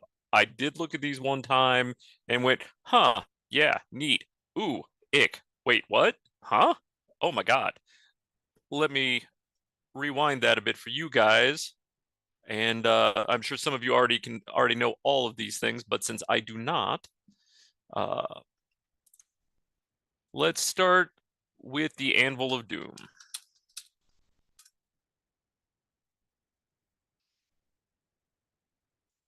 I will read to you of the Anvil of Doom. All right, so this thing is 235 points base. That's ridiculous, guy.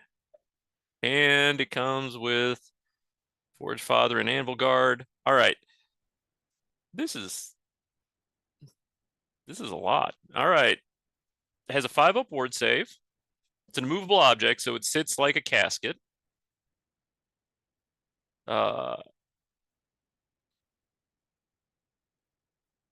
Talismanic runes up to 100 points. Well, let's go look at those. So it's got Ancestral Shield, Gromril Armor, Gromril Weapons, Hatred, Orcs and Goblins. I gotta say, it's just rude. My Orcs and Goblins, they don't like you either. Immune to Psychology, Magic Resistance 3. That is some strong magic resistance. Resolute, Rune Lore, Skirmishers, Strike the Runes, and Unbreakable. All right. So let's look at Master Rune of Gromril, because I don't remember what that one does. Of Grungy? Gromril, right? Master Rune of Gromril. Oh, where are we at? Oh, okay, gotcha. And I'm going to order food. Now, Zach, it's been on my mind for a second, so I'm hungry. All right. Model wearing armor inscribed with this Master Rune has an armor value of 2 up, which cannot be improved in any way. Cool. Hey, have you played dwarves at all? Do you know much about dwarves? Yeah, I played them. Played them a couple times. So what? What the heck? What is the point of putting the 2-up armor on the Anvil of Doom? I don't. It's just sitting there. Why worry about what kind of armor it has? Is it just to protect it against random shots, etc.? Well, it'll definitely protect it against cannons. Will it? If you can see it, yeah, 2-up armor, because cannons are only like AP. Are cannons AP 2 or AP 3? But that's a reason for me. Okay. 45. I don't know if I would actually put it on the anvil, because if they get to an anvil, then something's already gone pretty wrong. So maybe he's just doing that in case he makes a mistake. If that makes sense. He's like preparing in case he gets caught or something like that. Maybe. And 2 runes of spell breaking. Those ones I know. It's like old Dispel Scroll, right? It's just like, goodbye. Yeah. Now that's only if you're within 24 inches of the anvil. So if you're not within 24 inches of the anvil, who cares about the scroll, right? Is that right? The bearer of the rune of spell breaking may use it instead of making a dispel attempt. Right. If they do so, the spell. It doesn't say wizardly dispel. Was it a dispel attempt? Is that the same as a? So I thought there was. Well, I mean, so they really list wizardly dispel and faded dispel. This is somewhere in the middle. They do talk about spell attempts. Whenever your opponent casts a spell, you can make a dispel attempt. Before making a dispel attempt, you must first decide if one of your wizards will attempt a wizardly dispel, or if you will try to make a faded dispel. So I think it's the same. I think a dispel attempt is, it's like every dispel attempt, every wizardly dispel is a dispel attempt, but a wizardly dispel is different because there's a faded dispel. So they're all dispel attempts, but I think that's right. So, Yeah. so you're saying it's like a wizard type? Yeah, I think you have to be within 24 inches to use it. Then, well, I mean, is the anvil considered a level 4 wizard? That's a good question. It should be. It should be level 3 or 4. Like it's a freaking anvil of doom. Right. I mean, just by the name Doom, it should automatically be level 4. Yeah, anvil of doom counts as a level 3 wizard. Yep. Okay, there we go. So you get 24 inches and plus 3 to dispel. So yeah, the rune. It's interesting. So actually, no, that's never mind. Oh, All right, hold off. Okay. let's go to the king. Oh, food. The Damn king. it. Right? What should I get, guys? Tell me what I should order, and I will order that. Go ahead. Yeah, what's the king got? Okay, yeah. The king. Rune of Preservation. All right, so the Rune of Preservation is 25 points, and it makes... That shouldn't be worth 25 points. What the hell? Model wearing armor inscribed with the Rune of Preservation is immune to both killing blow and multiple wounds special rule. He's immune to That's killing not 20 blow and immune to multiple wounds. for 25 points. Wow, that's good. That is, well, haha, dwarfly jokes aside, very solid. Very stout. Very stout. It's a very stout rune. That's cool. Zach says a big sausage pizza. Of course you would, Zach. Damn it. I will get some pizza though, because I could eat a pizza. I haven't had that in a while. So. I'm ordering from Cousin Vinny's, by the way. Cousin Vinny's is delicious. Probably my favorite pizza place. Then we've got the Master Rune of Smiting. Multi-wounds D6 special rule. That's so cool. Yikes. Oh, you're a monster? Come get some. But they are easy to avoid because they're like 2 and 3. But still. and Rune of Fury, so he gets +1 attack. So wait, that's 125 points, isn't it? Yeah, they can spend 125. Yeah. Well, there you go. Yep. And of course, Rune of Fury is +1 to his attack characteristic because you've got to load on those D6 rolls. That's right. Yeah. Urk, I would get Thai, but I actually had Thai food on Friday, right before we saw Dune, which was amazing. So this is interesting, right? Because the dwarf, as was noted, the dwarf star is exceptionally easy to avoid, except that this is brawlers. Yep. And this is the carnage system. So if you avoid points, those points aren't yours. That's how this works. It doesn't matter. There is no I scored 1,100 points, you scored 900 points, therefore I win. It's just the amount of victory points that you have at the end of the game. How many victory points your opponent has does not matter to you. Which is interesting. So someone posted that in one of the Discords talking about it, and I had no idea. I guess I missed that in the packet, that it's actually what you kill is all the points you get, which, I mean, it makes sense. I like it. I think someone was curious about how matchups would go. But it's a victory points total, so I like it. I think it'll be interesting. You fight. You're here to brawl, baby. You are here to brawl. It's just points, and you'll add on your secondary points, and that'll be the end of it. And all the secondary points are also directed towards killing for the most part too. Okay. With a few exceptions like table quarters, where I wanted to reward people who didn't, I don't know, bring a giant brick of dwarves that you had to chew through. Yeah. Well, let me ask this. Is it only... So you know how we talked about how victory points work? You have to get below 25% of the unit to actually get the points. And you only get... So if you have... This is what's weird about victory points. Are you doing it that way by the book in terms of victory points? Of like ticked killing units? So you either get 100% if the unit is totally wiped out or they fled off the field. But if they have... more than 25% of their unit left on the field, you get no points. And if you have less than 25% of the unit on the field, your opponent gets 25% of your unit, not 75% for some weird reason. But you're doing it that way, correct? Just letting everyone else. So I am doing it by the book. Oh, so yeah, okay, cool. But there is a little bit of a weird question that came up in a previous game that I've FAQ'd for this one, Okay. and that is if you're fleeing at the end of the game, they get, I think it's 50%, and In if the they're book, yeah. under 25%, you get 25%. If you're fleeing and under 25%, you get 75% of the unit. Okay. All right. That's cool. Yeah. Isn't it weird that, like, I don't understand why, if a unit is under 25% strength, so they've lost 75+% of their unit, you only get what's still alive on the field, not what's been killed. I don't understand why they did that. That just seems weird to me. But Yeah. whatever. Okay. What else you got? Well, what I've got is after this really ridiculous king, we have a Thane. He's the BSB. And he has the Master Rune of Grungi. Grungi. Grungi. Grungi. That's the rule of Grungi. That's not it. Food. Where is it? Here we go. Okay. BSB only. A unit carrying the standard inscribed with the Master Rune of Grungi has a 5-up ward save against any wounds suffered. Well, that's nice. Just tack that onto the unit. Very nice. In addition, while within 6 inches of the model carrying the standard, friendly units also have a 6-up ward save against any wounds suffered during the shooting phase. Okay.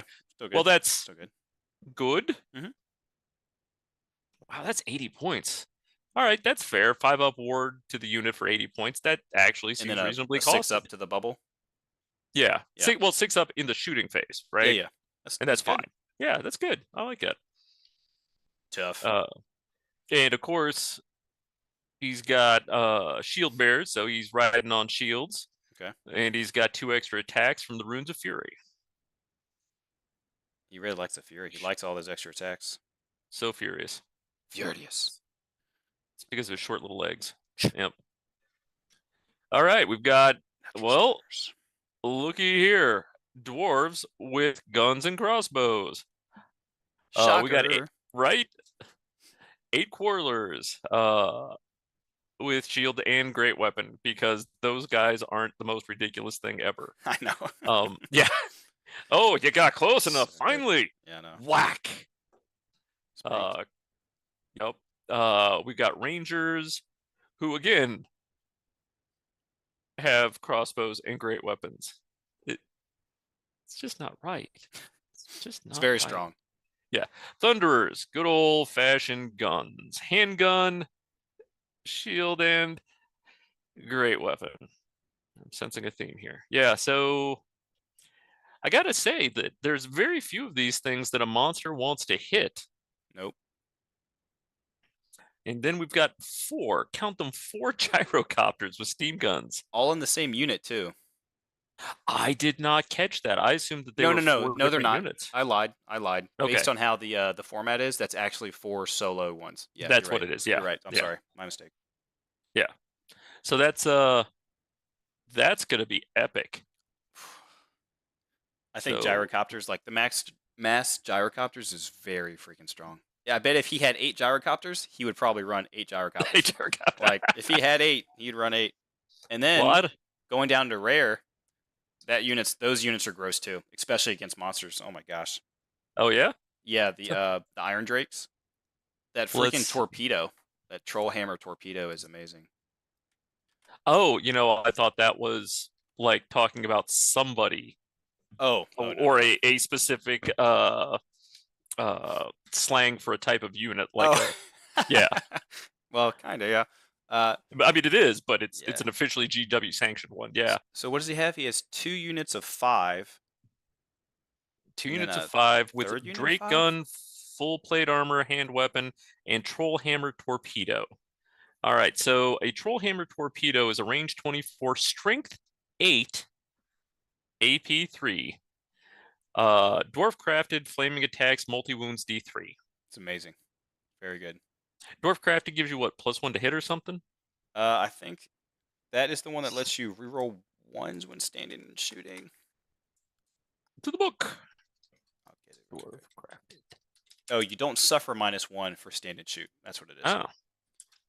Yeah, that gun is amazing because it's strength 8, which is really good, but you're BS 5. Like, what, really? Yeah, the champion is BS 5, so like, it's disgusting. It's very strong. So he is going all guns all the time, and that's gross. And he's got an anvil to shut down your magic. So an anvil to shut down your magic, and you get to walk into a gun line. Very mean, but I like it. On to Tomb Kings. Phil. Man, this list looks very short. Oh, it's because he's got multiples of the same. Got it. So he has, I still didn't even order. He has a level 4 High Priest on a Bone Dragon with Lore Familiar and Warding Splint, which we went over before. But so he's got level 4 with, he gets to choose his spells. He's doing Necromancy, which is basically going to, I'm guessing this is going to be a So Phil's list, Phil leadership column. Carl, is the list that I consider the at least medium watermark for cheese at Yeah. Brawler Bash. Like, this is where I grade people from. This is the median line of cheese. And that bar is high. Yeah. All right. So Double Bone yes. Dragon. Whew. Well, it's not just a double bone dragon. Double Necrosphinx. Right. We've got 2 3 bone Tomb dragons, Scorpions. 2 Necrosphinx, 3 Tomb Scorpions, which, as somebody mentioned before, also have monster killing blow. This is crazy. Yeah. Yeah, so it's a strong thing. Yeah, so double Bone Dragon, 1 Priest, 1 King. The King has Ogre Blade and Talisman of Protection. So, was it 4 up, 5 up, 5 up? I think that's right. Yeah, 4 up armor. Yeah, 4 up armor, 5 up ward, 5 up regen. 5 up regen, yeah. 10 wounds, and you can be healing each other and giving yourself extra movement or weapon skill. Is it 10 wounds? Well, it's I'm asking. Yeah, it's I think the King has 5 and the dude or 4 and the Bone Dragon gives them another 6, or it's 5 and 5. I can't remember, but I think they have 10 wounds each. The priest one is Nice. going to have 1 less because it's a Okay. priest, but still gross. Then When I was juggling the table quarters thing, oh yeah, for I was unit like, strength. yeah, that can be a big deal for Yeah, unit it strength. is a big deal. Like, you can just fly this dragon over here and you have it. Assuming there's nothing else in there that's over 10, but yes. True. 10 archers, warbow, full command, surprising. Probably just to get over 100 points or 500. And then 8 chariots in a unit. The death mask on the champion to give him terror. And then Very big. What's the icon of the sacred eye do? Hold on a second. I can't remember. Let me pull that one up. Yeah. Icon of the Sacred Eye. +1 modifier to its weapon skill characteristic. Okay, so they're all weapon skill. I think they're 3 base on a chariot, so maybe weapon skill 4 or 2 to 3, either way. But if that unit hits you, 8, if he goes 8 wide, a lot of impact hits from the ones that actually hit you in base, but then a lot of just extra attacks because every chariot, I think just the riders get to swing, not the cavalry. I believe that's correct. But still, so 360 line of sight for shooting, and they cause terror. So he has 1, 2, 3, 4, 5 terror causing units, and a bunch of Tomb Scorpions. And Tomb Scorpions are strong. Oh wait, yeah, no. Does he have 3 that have ambush and 1 that doesn't? No, that can't be right. It's 225. So why is it 3x? So it's 3 Tomb Scorpions, 150, 225. Yeah, 3 Tomb Scorpions at 75 points. I don't get what the one I don't either. Tomb Scorpion at 70 is, because that clearly is not math. Yeah. I'll look at it and try to sort it out afterwards. Okay. I mean, he'll bring the amount of Tomb Scorpions that is correct. Sure. That's a strong list. Very Yeah, strong. that's a very strong list. And like I said, that's what yeah. You expect. That's what I expect of Brawler. It's gonna mess some people up. Where can y'all see vampire counts? There we go.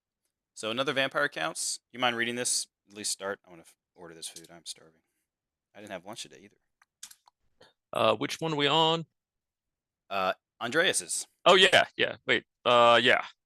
Yeah. So Andreas had some submittal issues. Not a big deal. The list, and talk to me if I get this wrong. If this is not the right list, I shouldn't say. But we've got a Karn Wraith. Wait, did we already cover this? I thought we already did his, but Yeah. So I think I just it either double counted it because I had to resubmit the list, but yeah, we did. All right, thanks, man. Yeah. So this is his same 13 block Black Knight list with all the screamers and the spirit hosts. It was so dangerous. We thought we'd better add it a second time so everybody was aware of it. well, someone asked a question. Does it have 3 non-monster units? For the if you're talking about the Tomb Kings, yeah, he's got skeletal chariots, skeleton archers, and unless Tomb Scorpions count as a monster unit, then he does. Is that a list requirement? Sorry, I didn't. Well, I think there's a couple list requirements that are actually it's like they wrote a little bit of comp in the game. It's like you have to have a minimum of like 3 units or something like that. I can't remember what it is, but it's something along those lines. No. All right, we'll move on Yeah, to the next yeah, one for go to right the next now. one. Yeah. Andreas. Ira. Or Ira. Probably Ira. Ira. Yeah, Yep. Ira. Doom All right, bullshit. this is our lone Beastman. Yep. Our lone Beastman. All right. We got a Doom Bull with the Pelt of the Dark Young. Sounds weird. Charm Shield, Luckstone, Gnarled Hide. I think it gives you like +1 armor save. Gnarled Hide does, yeah. Yeah. Let's see. Pelt of the Young. Let's see. That does Oh, that's why I couldn't find get it. you improves your armor value by 1. Maybe 1 with other armor. In addition, you get MR2. Okay, so 40 points, you get +1 armor save, and you get MR2. So he's your general. You have heavy armor 5 up. You have the pelt. You have a shield, and you have a gnarled hide. So you have a 2-up save. You got a MR2, and you have a luckstone to reroll 1 of them. And you have a pelt of midnight. All the pelts on this guy, huh? Oh yeah, he's finely furred. He's like a -1 pimp. to hit. Got it. So he's -1 to hit. They're MR2, and he's got a 2-up armor save. Now he only has a hand weapons. Should point out that as was mentioned in the chat, the whole unit gets the MR2. Yes. Yeah. Anyone with MR, it applies to the whole unit, and they don't stack. Just if yeah, it's just the highest of the two, or highest of them. But it only doesn't have a great weapon or anything. So it's just is he AP? Does he naturally have Well, so the Pelt of Midnight makes him -1 to hit. He's just there. I mean, he will put out some damage, right? But oh, in the shooting phase. Thank you. Yeah. But he's not what kills the monsters. Yeah. He's going to do some damage to some characters, but he's not the point of the list, which is an interesting bit where a lot of the characters are spun to kill monsters or heroes. Hey, look, we've got a Great Bray Shaman. Wonder what he's gonna have. Hag Tree Fetish. Woohoo! What? Yeah, and a Ruby Ring of Ruin. Yep. Now remember, he doesn't get the reroll, but still doesn't get the reroll on the Ruby good. Ring. Yeah. Well, I didn't know that before this, so that's good to know. Yeah, that'd be disgusting. Yeah, they did not get that. Yeah. But still very good. Still amazing. And a potion of foolhardiness just to make him. Now, if he's in a unit, the whole unit has to be majority has to be ITP for them to be ITP. So, if he's by himself, so I don't. Do it. Yeah, I think that's mainly for people that are by themselves. I don't really get it. If you're by yourself, it's great because like if you're gonna get run through by an ally, you gotta. It's good to be ITP there. Okay, yeah, I can see that. Yeah, slug skin, -1 to hit. Wait, is it slug skin that? I thought it was Any enemy model that directs its attacks against this model or any unit it has joined during the combat phase suffers a -1 modifier to its rolls to hit. So good. Yeah. So good. This guy is solid buff. Yep, solid buff. So you attack him. Swing at him as best you can. You got to get rid of him as fast as possible. But you won't really want him in combat because you have him as a magic missile platform. I wouldn't really want him in combat. But maybe that's, I mean, right, you don't want him in combat, but I think he might eventually they'll get there. Yeah. Okay. Yeah. We have a 29 unit of Gores.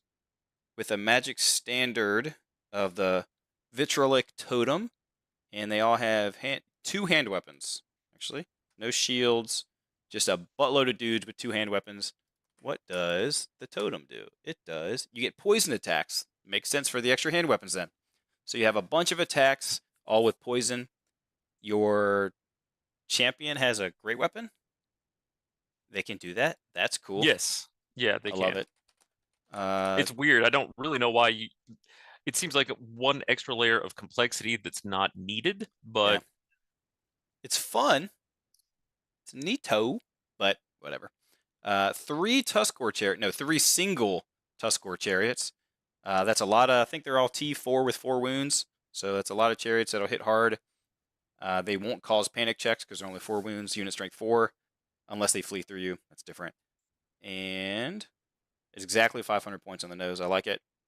Then he has 1 Dragon Ogre with the armor of meteoric armor. Iron, sorry. yeah. And that's an 87-point Dragon Ogre. That's awesome. Then he's got a Gorgon and 5 Harpies and 2 more Gorgons. So, oh, does that mean the Doom Bull's by himself? Or he's just like attached to the Gores? What are we talking about? The Doom Bull. What's he attached to? He could be attached to the Dragon Ogre. Could attach to the Gores. I don't think he's running by himself, but he could be. Yeah, you absolutely can. Yeah. With a 2 up, I mean, you can definitely run by yourself there. He's probably escorting the Gores. That's what I would think. So a lot of 3 Gorgons, 3 Chariots, a Dragon Ogre, just for whatever reason. And then... So, yeah, let's go over the Gorgons real quick, because people might not be aware of the Gorgons and their place in the world, which is at the top of the food chain. In the dirt. No, just kidding. Gorgons have Killing Blow and Monster Slayer with 5 attacks. Gross. With Primal Fury, meaning that they can, what is it, reroll 1s, I think? Yeah, I think that's right. Plus stomp attacks and the ability to regen or gain health back by swallowing models whole. And Terror, yes, and Frenzy. And so Stubborn. 7. Yeah. So 7 attacks. 7 attacks, right? And he doesn't have 1 of these. He doesn't have 2 of these. He has 3 of these. Yeah, that's gross. Like, so, that'll be a good. This will be a good matchup if he has to fight the Tomb King player with all the monsters. Yeah. Well, some of them have Monster Slayer too. It's just 1 attack per the guy, like the slice, I would pair them together just for fun right now, but Phil has already spoken for. He's fighting Todd. Okay. So round 1. Go. Yep.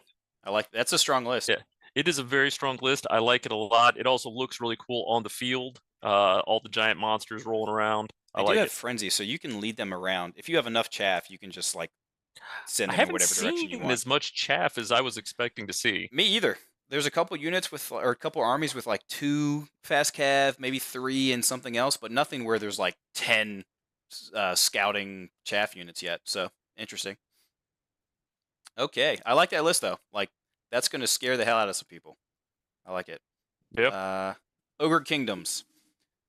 Actually, they will scare him because they all have terror. Didn't even think about that. All right, so I'll start from the bottom. He's got a giant, and I think giants are actually one of the best. Let's hold up on this. Is Lee's, right? Yep. Move on past Lee. Lee mentioned that he was unaware that it was Carnage system. So, and because I for anybody that doesn't follow the Discord channel, I put out the rules pack several weeks ago, but I didn't explicitly state Carnage system, and that's my bust. Brawler Bash has been a Carnage system for so long that I simply forgot to add it. I didn't even know what it is. So right? Yeah, no, and so asking other people to proofread it like I did, didn't catch it because some people just weren't aware of it, and others like me had just automatically assumed everybody knew. Hey, it's Carnage system. So because and thanks to Daps for this bringing it up today. He's like, "What do you mean?" Because I think he brought an Wood Elf avoidance list. Yeah. And I'm like, he's like, this doesn't really. It's not going to do well. Yeah, I was like, I'm like, well, just kill as many points as you can because that's how this system works. And he's like, Right. what are you even talking about, man? Yeah. So I put out a thing that told people that yes, we are doing a list review, but I will work with you if you've screwed this up because I didn't get you the right information. So I've got Lee and two others who I could tell from their lists were not aware when I went back and looked. Were not aware of the Carnage system. I So mean, I will say, I'm looking at this list. It's got 2 Iron Blasters, 4 Mournfang, a Giant, and a Stonehorn, 8 Iron Guts with the character. That's still going to murder some stuff. So I don't actually. So the Carnage system, can you explain it to them so like everyone knows what that means? Because I don't think everyone does. sure, I thought I had earlier in the cast, but so Probably. all that is victory points. If you score 1900, yes, thank you. What is the Carnage system? It is Carnage incarnate. What is it? Um, so if you are fighting your opponent and you scored 1900 victory points, your opponent scores 1500 victory points. It's not really about who won and who lost. You will simply be paired with somebody else who scored 1900 victory points. They'll be scored with somebody who's scored around 1500. And that's how we judge the tournament. So the person that wins the tournament is going to have killed the most stuff. So Will even have if the they highest amount of lose, victory points. even if they lose, they still could win. Like, Well, there's no. sorry, What do you mean by sorry. lose? Let's say even if they score less victory points than their opponent, they could still win the event based off. So it's not a win-loss. It's like if I Right. score 50, yeah, okay. So it's all pure. How much can you kill? Gotcha. How much can you kill? It does not Mhm. matter how much how much of your stuff they killed. So if you end every game with 0 models left on the board, but you have done the same thing to your opponent, you are in high contention for first place. Gotcha. Then there's secondary objectives, etc. Hmm. But no, it's just about killing. Cool. My thought for Brawler Bash has always been that at the beginning of the tournament season every year, it's nice to have a tournament where there's no comp, there's nothing but bring it forward, bring the craziest list you can think of, Yep. and slam it against everybody else doing the same thing. Line them up and go. Yep. I like it. Okay.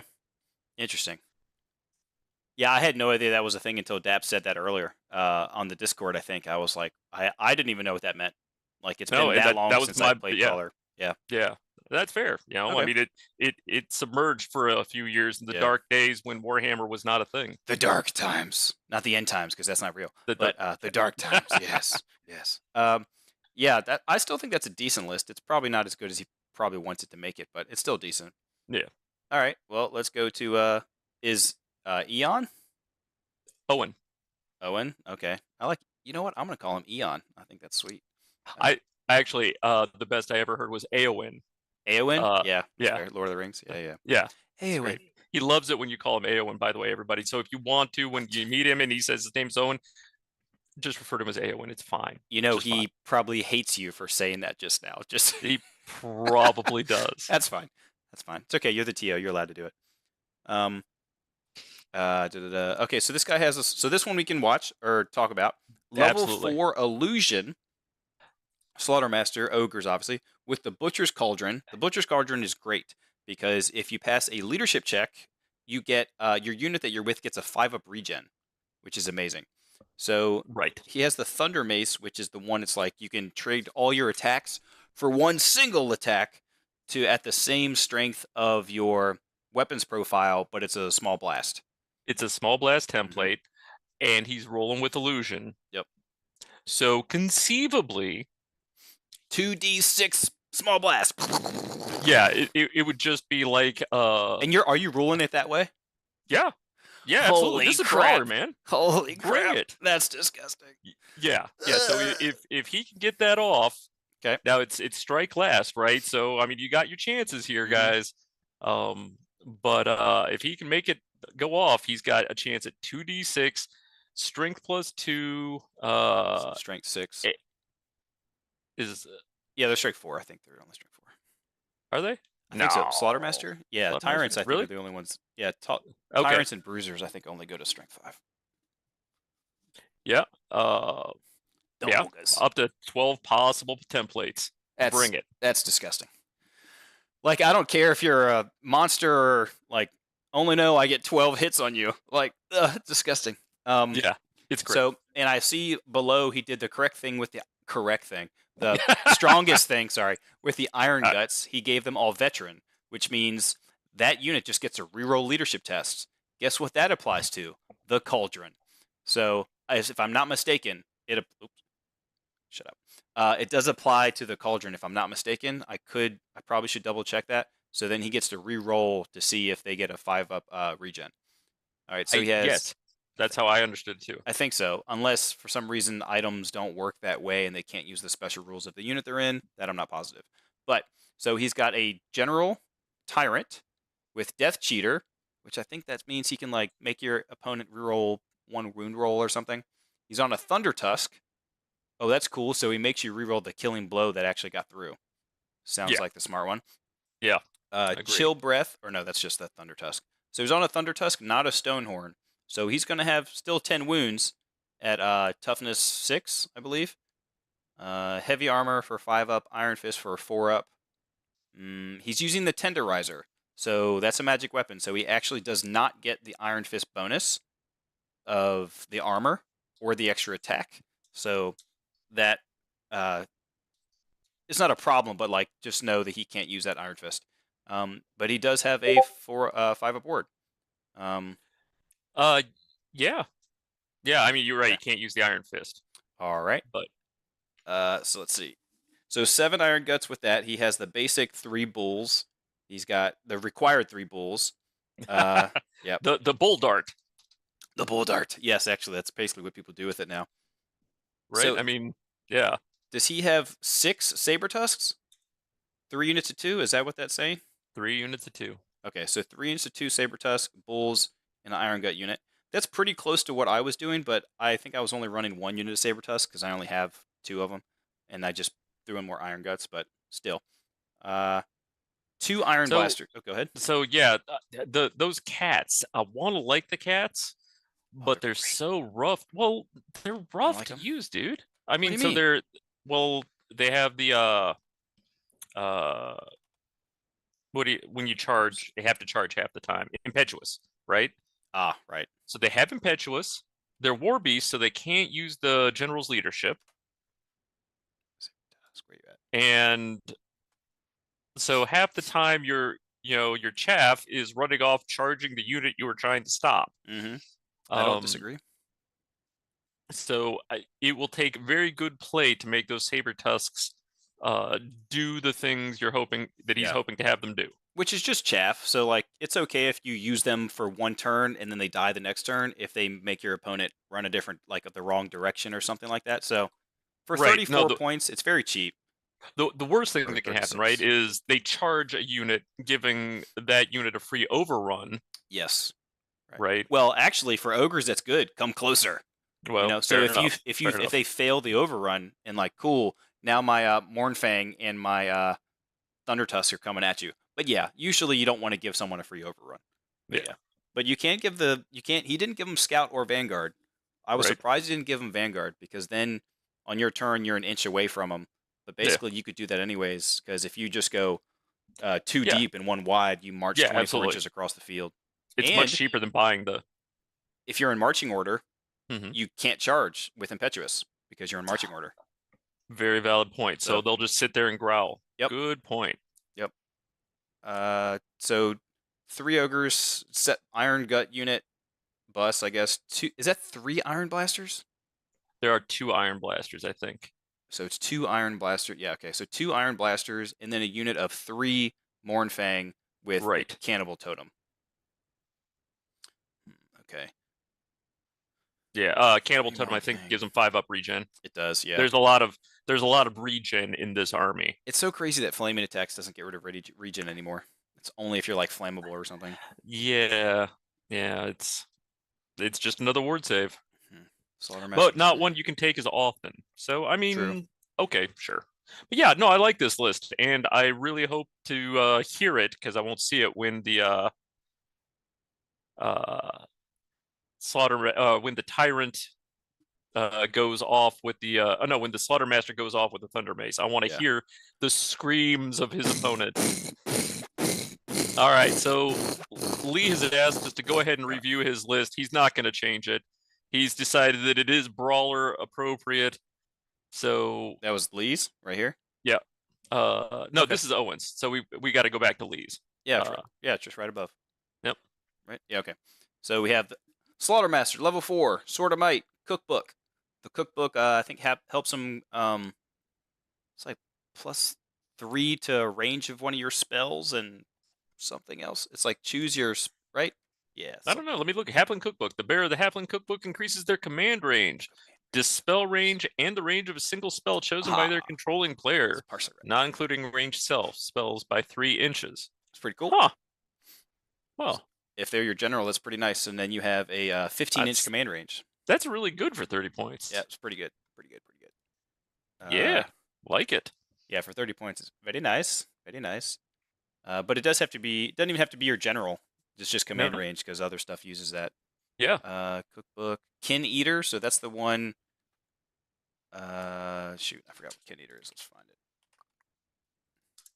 So Kin Eater is army general only unless this character is fleeing friendly models within the character's command range may reroll panic or rally. That's huge for ogres. One of their biggest weaknesses is their leadership. So if you can make them take leadership checks, if they don't, they will run because most of them are leadership 7. So that's pretty nice to be able to reroll that. Yeah. Yeah, it's a solid way to round that out. Okay, so he has a unit of 8 Iron Guts with Terror on the champion and the regen here. So the regen banner here. So he doesn't have the Cauldron on the Slaughtermaster. He just put the banner on the unit, which is still good, and they have Terror. So that's pretty nice. Terror is strong.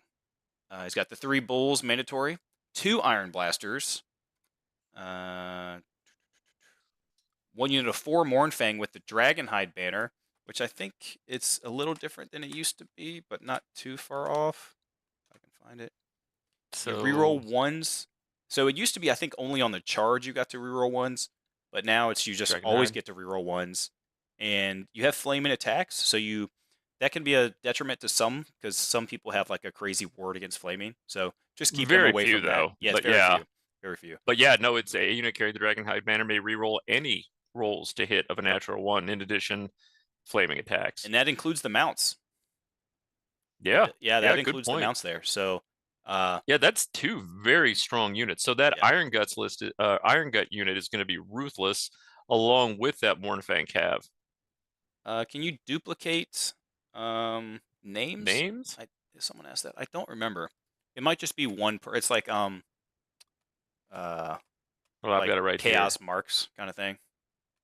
Each big name gives the character certain benefits in the form of an additional special. Sure seems like you can. Yeah. No, there's nothing listed about not having the same names. That's cool. But obviously, Kin Eater's only for the army general, since it does say that. It is, it is kind of odd that those guys can have the same names, but most others can't take the same kinds of things. Yeah. All right, so he has a giant and a Stonehorn. So he has 2 big monsters. So first off, Lee, I applaud you for bringing a giant. I've been waiting to see more giants. I wanted to see a lot of giants on the board because they're awesome. They're actually very good. People think that like they are one of the best monsters in the game. Like it's basically because they are they're 200 points, which is very cheap, but they're unbreakable. It's insanely strong. So you have they used to be toughness 5 and like 5 wounds. So now they have 6 toughness 6 wounds, and they're ITP, which they were, but now actually they weren't ITP before. They were just stubborn, if I remember right. But now they're just unbreakable. So that is very strong because you have to kill that dude in combat. They don't have a save, but okay, there's still 6 toughness 6 wounds, so it's still strong. Poison will mess them up, and some other things, but honestly, if they roll a belly flop, I love belly flop. It's hilarious. Right. But a small blast. I mean, between the belly flop and the timber, yeah, it's everything I want out of a GW model. I want it to fall over and cause damage even then. Okay, so that's Lee's list. Lee, I still like the list. It'll still do work. Iron Blasters are great. All right, I was told to skip this. I'm skipping this We have Orcs and Goblins. Matt Flinchbog. Flinchbow? Whatever. 1K Old Goblins. Oh my gosh. Is this going to be all the fanatics? Please tell me. I see a couple. Okay. So we got a Black Orc War Boss who's on a boar. He's your general. No magic items. Okay. Wow, this is a weird list. Yeah. And I say it's weird because with the Black Orc War Boss as general, I thought you could take Black Orcs as core. You can. You can take it. Unlocks one as your core. This is true. And he didn't do that. He did take a Black Orc unit, just not as But core. he didn't put him in core. But I guess since he already has 700 points in core, I guess if he wanted to take less core, he totally could have. So he just right, said F but it. I mean, he could have won the award for most core army. Is that a thing? Hardcore. I might have made it if he put like half of his. I mean, if you've got over half of your points in core, that's the thing. Baller. Right? That's what that is. Yeah. Okay, so a naked Black Orc War Boss inside a unit of, let's just do that. Does he have a unit of? No. So it's just going to go inside the Black Orc mob? Yeah. But on a war boar. On a war boar. He has a level 4 illusion with the Ogre Blade. He's got a level 4 Night Goblin with the Ogre Blade. Sir, and he has Lore Familiar. He has Lore Familiar, right. So he is going to get Doppelganger. Yeah. That is awesome. I love it. Yeah. Then he's got a giant cave squig with Wallopa's one-hit wounds. Let me check what that one is. Wallapa is not. Oh, I'm in Forces of Fantasy. Aha. That'll do it, pig. That'll do it. Let's see. Strength 10, minus 3 AP. Strike first. It's once per game. During the first round of combat, the wielder can use this profile. At all the times, this weapon counts as a hand weapon. So, for one turn, you get. He's a Night Goblin War Boss. I'm guessing it's like 3, maybe 4 attacks. 3 or 4 attacks. It's Strength 10, minus 3. And strike first. That's hilarious. And I think, what's a giant cave squig? I haven't looked at them. Are they pretty sweet? I mean, they're cave squigs. How could they not be? Mounted on a giant cave squig. 25 points. Gives you +1 wound. So I think you have 3 wounds. Weapon skill 4, strength 5, 3 attacks. Armored hide 1. They hate dwarves because the beards get stuck in their teeth. That's right. Impact hits D3, loner, and random movement. Random movement 3d6. So that Night Goblin War Boss is going to be going into the. Does he have bouncing goblins or is it just the squig herders? There they are. So he has a Night Goblin War Boss with the Ropla's one-hit wounds in the 10 strong unit of squig hoppers. Yeah. We have the Night Goblin with the Ogre Blade and Lore Familiar is going to go into the, I'm guessing, the 39 Fanatics. Or sorry, 39 Fanatics. Oh my gosh. I'm like, wait, what? My gosh. 39 Night Goblins with 2 Fanatics. Yep. Then he has 5 Wolf Riders with reserve move, which is amazing. 20 Night Goblins, bows. Yep, short bows. And 2 Fanatics. So he's got 4 Fanatics. Only 4 Fanatics. Actually, I'm surprised it's so few. Yeah. Then 6 herders and 24 cave squigs. So that's a lot of units. Big units too. Yeah, that'll look intimidating. That's gonna leave a mark. Yeah. 7 Black Orcs just for the Black Orc War Boss. Maybe he thinks you can charge out of the unit. No, but why would you? You're general. You have no magic items. He's probably just gonna hide him behind the Black Orc or the Night Goblins just for the leadership bubble. So the important thing for Black Orcs, for those that are not aware of the Orc and Goblin Tribes book, is they quell impetuosity, which means that most of the units in the Orc and Goblin book are impetuous. So having a Black Orc anywhere near them will stop a lot of those shenanigans. Yeah, which is very good. Very good. 1 bolt thrower? Sorry. Yeah. Go ahead. No, go ahead. That was it. Squig Hopper and 10 Squig Hoppers. So we've got a lot of bounding across the board. Mm-hmm.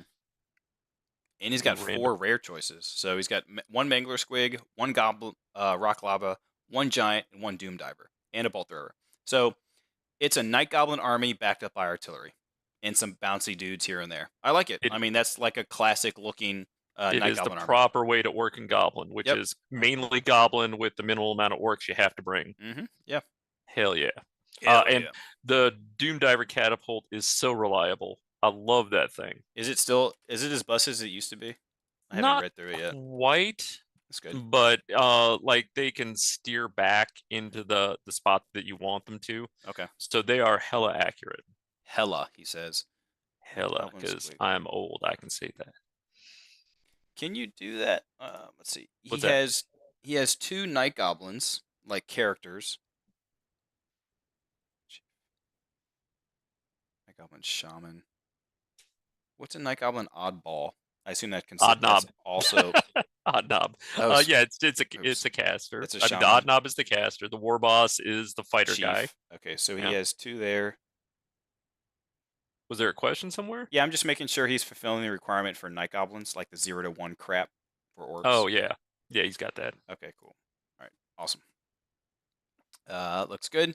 Then we got Mike. We got some High Elves. Level 4 Archmage, Sword of Hoeth, which I think is the one they get like by just picking the certain. Yeah, it's a honor, valor, or something like that. Yeah, I think it's when they're the Warden of Safri, maybe. They just get the sword for free. Yeah, Silvery they hand Wand. him a sword. Here you go, buddy. And a Seed of Rebirth. So he's going to have at least a 6-up regen. Looks like he's got a Opal, so he's got a 6-up regen. What's a Silvery Wand? Well, I think it gives you +1 to cast. Okay. Let me double check it real quick. Yeah, the bear. Oh no, it's one more spell than normal for their level of wizardry. So he's not lore. He doesn't have lore familiar, so he's going to have to roll in for his spells. Yeah, but he has He's got 5. 5. Yes, there's a good chance that he gets whatever he wants. Yeah. I think someone calculated what are the odds of not getting the one spell you wanted, and I don't remember what it is. I think it's like a 70 or 80% chance you will get the spells you want. I think so. Could be wrong. Yeah. So level 4. Then he has a noble on a griffin. Wow, man, just on a griffin makes them really cheap. They're only 266. That's cool. I like the griffins too. Yeah, Pure of Heart, Sword of Might, Dragon Helm, Lance. I don't know why he gave him a lance, because he can't use the lance when he has a Sword of Might. You have to use the Sword of Might. Yeah, so I can. That. Well, so lances are weird, right? Because they specifically note in the book at different places that you can toss a lance aside and draw another weapon. Yeah. So I can totally see it, but the rule that says if you have a magic weapon, you have to use it overrides that. Have to, yeah. So still cool. A noble on doesn't have a BSB. It doesn't look like no BSB. Which one's his general? That's the next one. Okay, he has a prince, which is a general. He's on foot. Shield, general, lore master, high magic. So he's a level 1 with high magic. Armor of Calidor. As all elven characters do, he is issued a Seed of Rebirth. They just have him in a little dispenser that as you go out to war, you just click it, grab a seed, and walk out because everybody has the Seed of Rebirth. It's like a sensu bean. For those DBZ likers. Okay. Elven archers. He's got 21 archers. Full command. He has 21 spearmen with a magic standard, the War Banner. He has 6 silver helms. Full command. Nope, just no musician. 20 sword masters. Full command, no standard. 3 solo bolt throwers and a great eagle. I think level 4, 2 characters, 1 on a griffin. This seems like a fantasy list to me. It's not like OP, because the spearmen and archers aren't doing too much. I still like it, but 20 swordmasters is a lot of swordmasters, and bolt throwers will chew up some monsters, but hitting on 4s is kind of rough. But it's crazy that the dwarf bolt thrower, I think, is only 60. I think that might be right, but the goblin one's very cheap. How much is the goblin one? Where's the goblin? It's not that much cheaper. 45. Sadly. Yeah. I mean, it's almost half the price of a 1, but you hit I guess less, that's fair. So it's actually they're both it's 1 less, but it's like almost half the cost. Very worth it. I like the list. It's gonna struggle, I think, because these archers aren't going to do much damage. They're kill chaff. Like 21 archers will kill chaff pretty easily, but 21 spearmen. I don't think that's going to do very much. Just basic spearmen.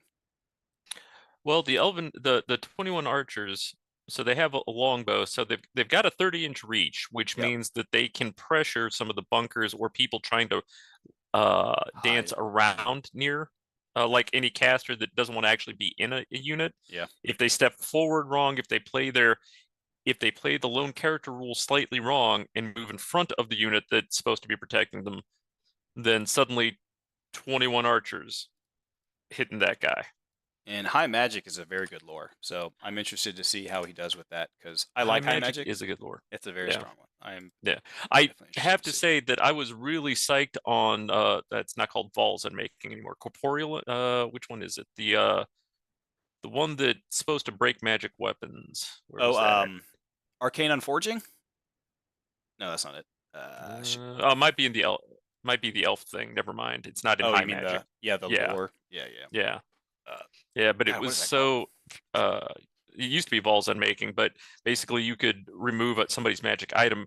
But They still have it. unfortunately, They by still the have it. time, yeah, but the range is so small that by the time you can There actually it is. get it off, it's Range 12. If he was on a horse or something, if your wizard's 12 inches away from stuff, they're it's likely to turn eat that 5. magic It's sword. turn 5 or Yeah. something. Yeah, I mean, yes, I agree. You're hoping for that to go off. It's disgusting. It's very Yeah. good. But 12-inch range, if he was on an eagle or something, then fly Yeah. next to you in your flank and just buy weapon or buy Yeah. dispel scroll or whatever. Yeah. Pretty cool. Okay. Let's see. No name for this person. What do we have here? Which one are you talking about? The one after that just says starts with Duke and just says characters. There's no total points. That's weird. Okay, Oh, so this was submitted as a text because it was Old World Builder. Old oh World on. yeah, I thought I got all of those, but I might not have You missed changed. one. Yeah, I did. Hold on, I'll look up That's the name. fine. Shoot. Well, so yeah, the report didn't add all the names, so give me just a second to find whose that is. Okay. You go ahead. I will start Yeah, talking about it. So he's got the Grommel. Almost everyone has the Grommel Great Helm. He's got the Heartwit Lance, which is reroll to wound. Virtue of the Joust for I think that's the extra attacks and hatred. Duke on a Warhorse. got it. The reason I couldn't find the name for that one is the name is MPRAGDAT. Maybe it's their Discord name or Praget. something like that. Yeah, but it's yeah. So anyway, I didn't know the name right. That's fine. But yeah, so yeah, this is an interesting list because he's the only Bretonnian I've seen that is not running like the Killer Vow or anything really along those lines. He's got a Heartwood Lance, which is cool, and the Virtue of the Joust, so he can reroll wounds. So he's going to, as a Duke does, still do a fairly good amount of damage. Right. But yeah. With no extra wounds. Yeah. It'll still get combat res. So basically for combat res. Yeah, I mean it's a very safe 5 wounds every round. A level 4 with Prayer of Icon and Illusion on a horse. 2 paladins. One's the BSB with the War Banner, and one has the Siren's Locket, and there's the Killing Blow right there on the Pegasus. So he has a paladin with Killing Blow. Okay, yeah. Interesting. Yeah, I wonder why he did that. So first off, I'm okay with it. I like the paladin BSB with the War Banner. Bretonnians sometimes bounce. They have rubber lance syndrome. Yeah. But frequently the same thing happens to their opponents who can't get through the armor and the ward saves, etc. So combat res plays a big deal for Bretonnian lances. I agree. Okay.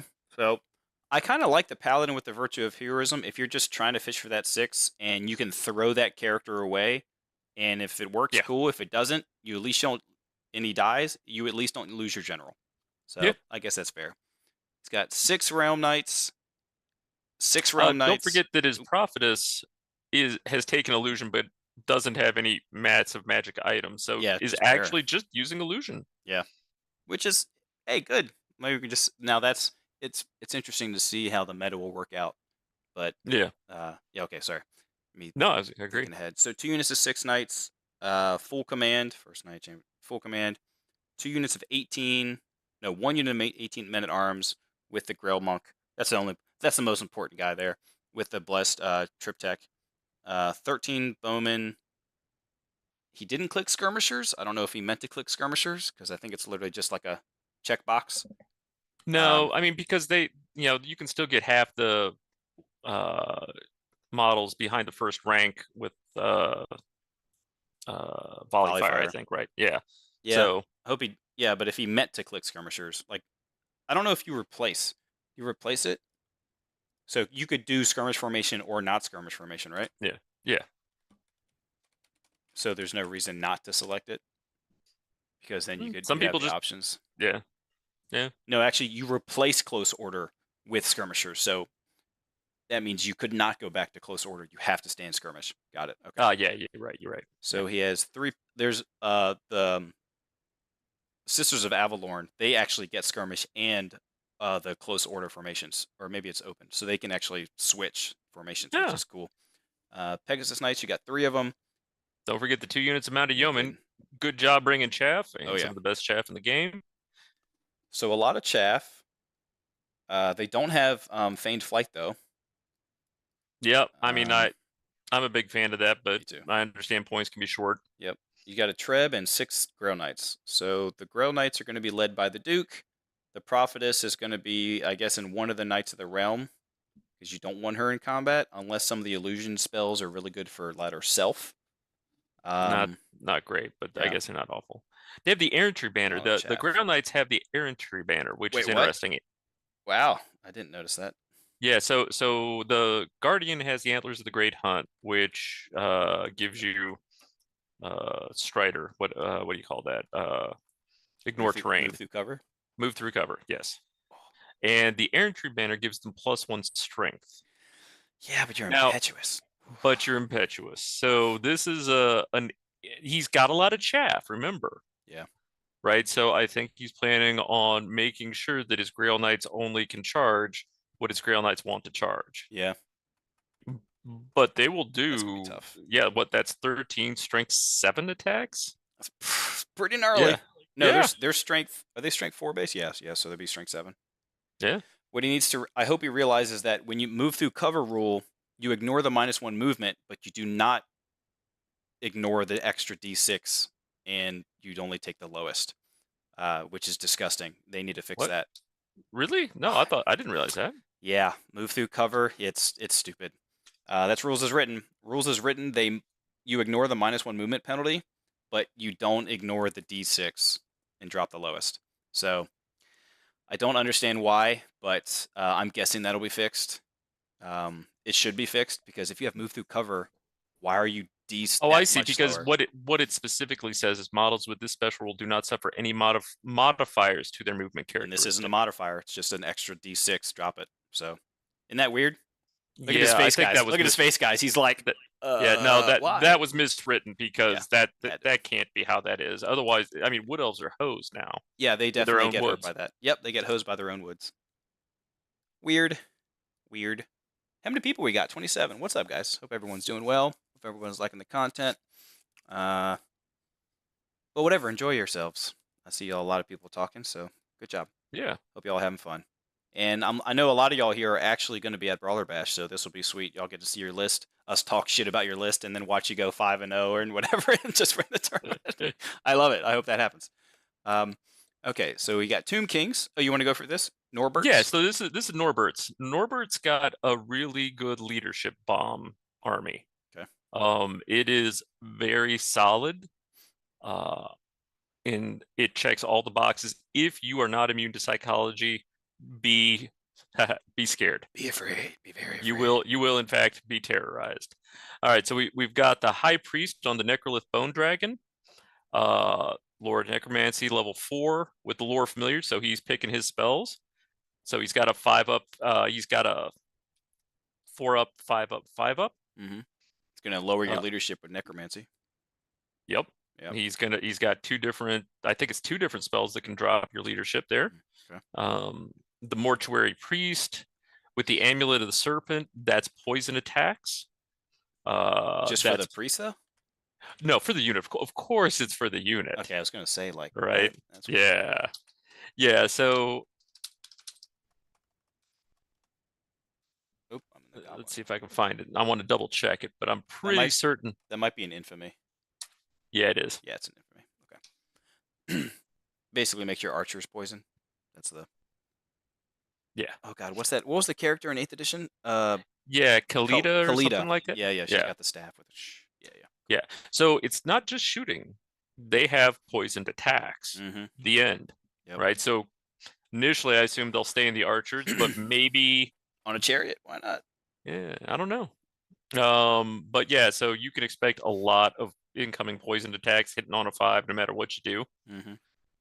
Then he's got the Tomb Prince on a chariot with a great weapon and the Death Mask, which terror. Yep. More terror, because as much terror as you can get is the best. The 31 skeletal archers who are going to be poisonous. Always hitting on 5s too. Always hitting on 5s. Skeleton chariots, 3 of, with the Razor standard. So that's where the Tomb Prince is going, right? Makes sense. So that'll leave a mark. Yeah, that's a lot great of weapon plus death plus Razor. He's got 2 units of horse archers. Amazing. They're pretty good for chaff, right? They're incredible. Yeah. 55. Well, they can't march, right? Yeah, but they have reserve move. Right. So it's like, of course they do. They're going to scout 12 inches away from you. They can literally block you from leaving your deployment zone. It's crazy. If they go first, because they move 8, shoot you, and then move 8, and they just go in a line. So now they're an inch away from you, and you have to get rid of them. You can't shoot through them or all this other stuff. There's all sorts of janky shenanigans with skirmishers, but very much. No, right? So we've got 5 skeleton skirmishers, and then on to the Necro Knights with ambush. Ooh, scary. Yeah. Yes. Yeah. So those skeleton skirmishers are going to come up where you least expect them. But yeah, we've got a good block of Necro Knights, and then Tomb Scorpions, which are secondary heavy hitters to take out monsters. We've got a Casket of Souls, which can do the Light of Protection or Light of Death thing. Every caster gets a +1 to cast while they're near it. So, his priest is likely to be throwing spells at +5. Pretty good. So some of those terror causing spells are going to be a real problem. Does necromancy have a teleport spell? I don't think it does, right? I don't think so, no. Okay. I mean, it's got a conveyance spell, but I think it's just units move. Okay. Necrosphinx, in my opinion, one of the best, right up there with the Gorgon. I think those two should have a fight. Gorgon wins. You think so? Yeah, because the Gorgon has all of its attacks have Monster Slayer. The Necrosphinx only has 1 attack with Monster Slayer. Really? I thought they had all their attacks with Monster Slayer. No, it's like one of the you have to swing one of their attacks. I think it's just 1, if I'm not mistaken. Hold on. I'm gonna go to the Necrosphinx because that will make me sad. Yeah, Decapitating Strike. This model may make 1 additional attack each turn with this weapon. So so they only get 1 attack. Killing Blow Monster Slayer, which makes no sense. Like, why does it have 1 attack when all the Tomb Scorpions attacks get it? That's weird. Yeah, right. But it does still also get Killing Blow on the rest of them. Yeah. Okay. Yeah. Well, not quite as awesome as the Gorgon, but still pretty good. Gorgon. And I'd say, yeah. 1 Screaming Skull Catapult. Let's not forget that. So anytime because of course you're going to add Skulls of the Foe with that. Anytime a unit is hit with that thing, it not only has to make a panic check as if it took heavy casualties, but it drops your leadership. Now, is it do you have to do a wound or is it just hit? Let's see. Hold on. And 1 or more casualties has to take a panic. But, like you said, enemy unit that was within 2d6 of the center hole of the blast after scattering suffers -1 in leadership. So, Skulls drops that on you, and then... Bam. Until your start a turn next phase. Okay, so you can't combine that with terror charging enemies. Because you're already in combat. No. Unless the skull pile just happened to land next to the enemy you're in combat with, then you would, because then it'd be -1 for that, for skull, and then -1 for terror. and then maybe another -2 from necromancy spell. Ugh. Ugh. They can get bad. That's gross. I like it. Yeah. All right. Necromancy. I just wanted to see this. So what's cool is the elementalism power. You can actually teleport a casket. Even though it says immobile, you can actually move a casket with teleport spell. Because it says Cool. remove it from the battlefield and place it. It's not like you're not moving it. It's kind of funny. I gotcha. Yeah, okay. That's a neat bit. Yeah, it's hilarious. Spectral Steed, they do have a move spell. Remains in play. Give them ethereal and fly 10. Only characters though. That's cool. Infantry. All right. Next. Thiel. Yeah, Thiel. The Empire of Man. It's on you. What you got? All right. So Thiel's list has a captain of the Empire. Well, that's his BSB. Let's see who's his. Well, we'll start with that. That's fine. His BSB has full plate armor, sword striking, which is +1. The white cloak and Elector of Sigmar. I'll be honest, I don't know what those do. White cloak gives you a 5-up ward, but then it's basically Talisman of Protection, but it gives you, I think it's is it -1 to be hit with shooting? The white cloak. Yeah, and you get a 3-up ward against flaming attacks. So for the same price of a Talisman of Protection, you also get a 3-up ward versus flaming attacks. It's pretty good. It's pretty good. Oh, so that's one thing when I was making new recruit. I don't like that you can't move your characters around. Like I want to put my general at the top of the list of characters. Like you can't move them. They might get to that, but yeah. Oh, I see. And Elector of Sigmar, I was looking for like a match guide. No, it's a different character. I got it now. Okay. So Elector is like a priest. Yeah. Yes. Okay. It's a high priest. Okay. Used to be called Arch Selectors back in the day. I remember that now. Yeah. Arch Selectors. What's he on? On foot? Yeah, on foot. He's the general. We have a dearth of mounts here. This is an all-foot army. Oh, really? No, he got demigriffs. Well, he does, in fact, have some demigriffs. Man, I thought it was going to be an circle knights and outriders. Oh, okay. I thought it was going to be all foot. That would have been sweet. Yeah, that would have been cool. You're not as cool now. Sorry, dude. Yeah. It's rough. Hey, again, 2 level 2s. Yep. Not a level 4. No level 4s. Interesting. So we've got mage with lore familiar and necromancy. Interesting. Okay. And another one with an elementalism and an earthing rod. I haven't seen anybody else bring an earthing rod. That'll be interesting. I think there was one. Was there? Way at the top. Did I miss it? I think so. Right. There's one way at the top, I think.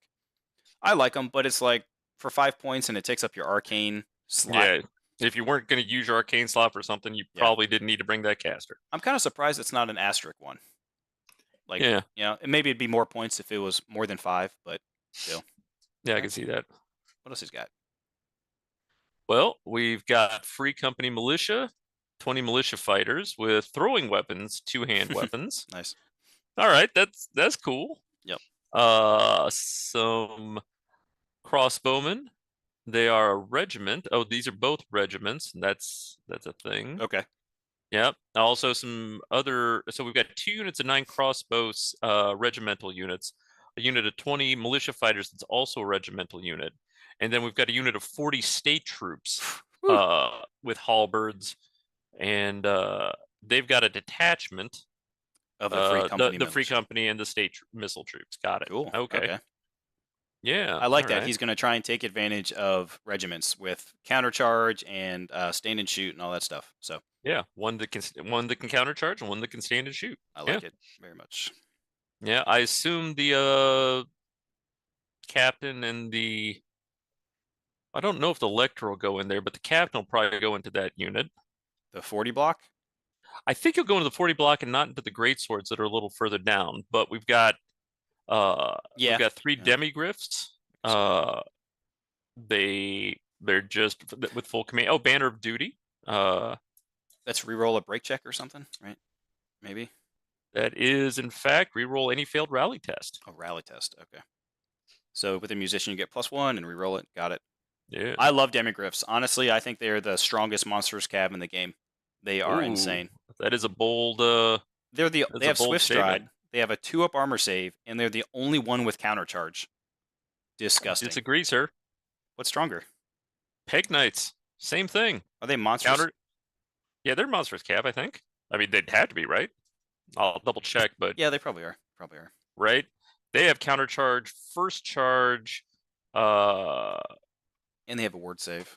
They have a ward save and 360 charge because That's true. along with flight. You're not -1 to shoot them though. No, because for anybody that doesn't realize it, even if you have skirmish, if you have not a unit strength, if you're more than a unit strength 1, you don't get the -1 to be shot. Yeah, per model. Yep.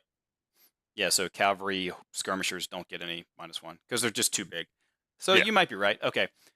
Are they really monstrous cavalry? Yeah, I guess they are. Okay, so maybe Peg Knights. Maybe Peg Knights then. Just because I think the ward save. Do they have counter charge? I think they have counter charge, don't they? They have counter charge. Okay. Yeah. But I will say the Demigryph hits a lot harder than a Pegasus. That's fair. Yeah, they definitely do. Okay, so I would say they're comparable. Fair. And then we got the 20 Empire Greatswords with the Rampaging banner. Interesting.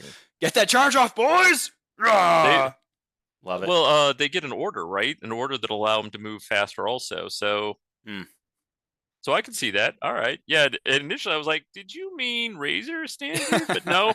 Yeah. I see where he's going with the Rampaging banner now. All right. He's going to catch someone by surprise, make a charge, and yep. It's got a detachment or 2 of the crossbowmen. Yeah. And they're stubborn, aren't they? Greatswords? Should be. Yeah, I believe so. So they're going to, I would do it, reform, 20 wide, baby. 20 attacks. Yeah. I mean, that is where line hammers should happen. Yep. I agree. And they are stubborn. Yeah. Cool. But, you know, he didn't take drilled or veteran. Interesting. I'm very shocked about that. Very shocked. So he's not really going to be able to take advantage of Linehammer unless he's pursuing or he restrains and then like reforms. Sure.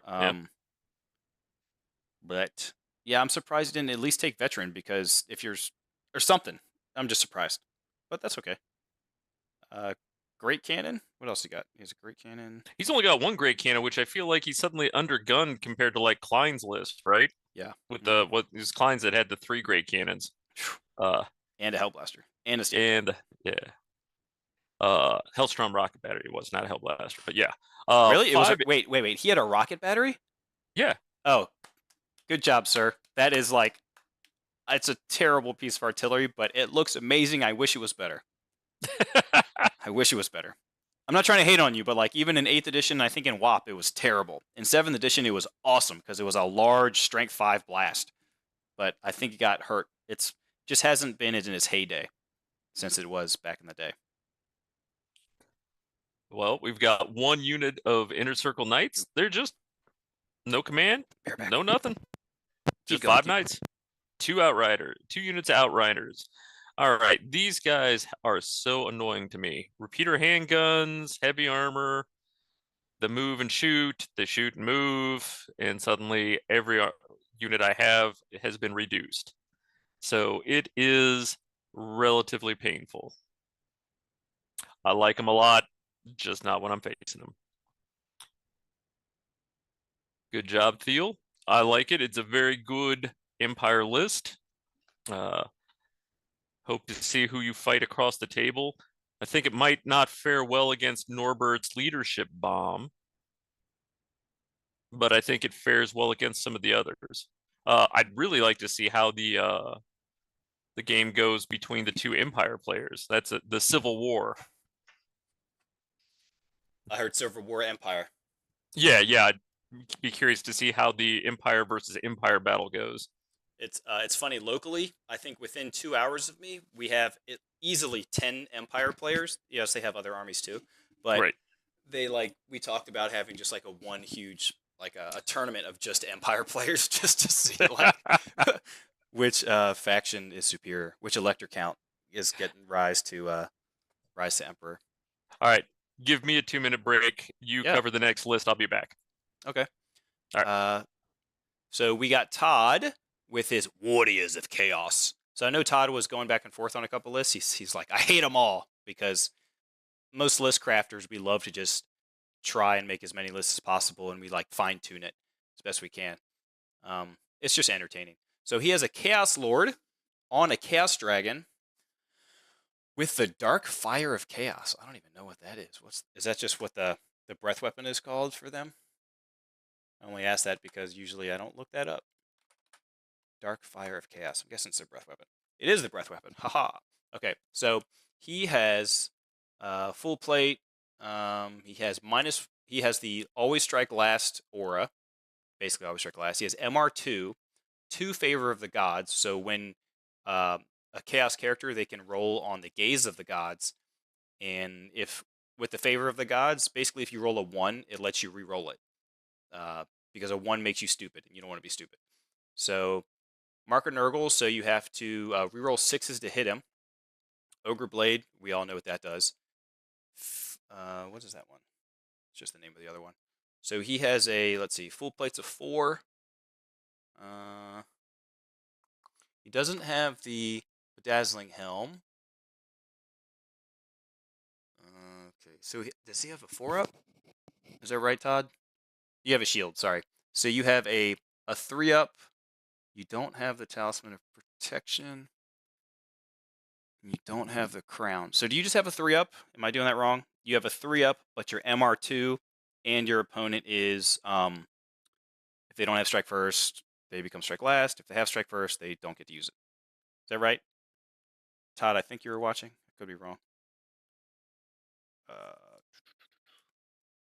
That's okay. Oh, there's a delay, so you'll see it in a second. All right, so that's him. He has a level 4 of Tzeentch with Demonology and the Infernal Puppet. So he's going to be either taking the Demonology signature, likely, or the Tzeentch one, likely. The Infernal Puppet, we know what that does. It's really gross. It basically shuts down your magic phase as best as it can. He's on foot. We have 6 Chaos Knights with Marker Nurgle, full command. No musician. Then we have 5 Chaos Hounds with poison attacks and Vanguard. So, that was probably just to put him just above the 500 points because Vanguard is really good. So, what you laughing at? Yeah, I can see him doing that. Yeah. Yeah. Just to do something. Then no standard on the Chaos Knights. 12 Chaos Warriors with Tzeentch and Banner of Rage. So Banner of Rage gives them Frenzy, and the Tzeentch gives them MR1 and Flaming Attacks. And if he puts the Sorcerer Lord inside the Chaos Warrior unit, since they are unit strength 10, he'll get an extra +1 to cast. So the Sorcerer level 4 will be casting at +5, which is really nice. Yeah, it is. And he's like, magic is weak. I'm like, what? Okay. All right, Todd. You know it's good. You took a level 4. I see you. Well, it's interesting, right? Because the Banner of Rage gives them frenzy that never goes away. Yeah, it seems an odd combo to do it with the Tzeentch guy, except if he's mainly just going to pack a lot of stuff that, well, I mean, Demonology will allow him to mainly pack spells that he can cast in combat. Okay. Is it? Is Demonology mostly in combat? Well, you mean it's like not mostly, but it's got a lot of stuff that is either self or assailment. Does it really? Okay. I'll have to look at it again. I think so. Let's double check it real quick. Let's look at it right now. Demonology. We got a Magic Missile for the signature. Movement for the number 1. Hex for number 2. Demonic Familiars, which is the assailment, which is 2d6 strength 2, no armor saves, which is pretty nice. So, yeah, I guess that's a good point. The first spell is Steed of Shadows, which is the rudest damn conveyance spell in the game. So mean. Gross. The 2 is also, it's a hex, so you can't do that when you're in combat. But 3 is assailment, and that's the 2d6 strength 2. Mm-hmm. Demonic Vessel is really good. It's like, especially with raging, frenzied Tzeentch dudes, and they all have great weapons, so they're all going to have 2 strength 7 attacks with AP 3, Armor Bane 1. I think I did that right. I'm glad that it ends at the end of their turn and doesn't go into the next player's turn. But yeah, that's another self. Yep. I think the number 5, it's weird that the demonology, and it's called Vortex of Chaos, is like the weakest vortex in the game. It's doing D3 plus 1 strength 3 with no AP, and it's just difficult terrain. It's not dangerous. It's not like line of sight blocking. It's nothing. It's just, it seems like it's the worst one in the game, and I don't know why they did that. It's called the Vortex of Chaos. Like, it sounds badass, but Yeah, it's flaccid. it's just disappointing. It's Yeah. flaccid. And then an enhancement to give them plus 1 movement, toughness, and initiative, which is good Yeah. too. Yeah. Keep your stuff alive. Okay, what else does he have? So that was there. On to 6 chosen knights. They have the war banner. Soon lances. Yep, mark a Nurgle. So you reroll into 6s to hit him.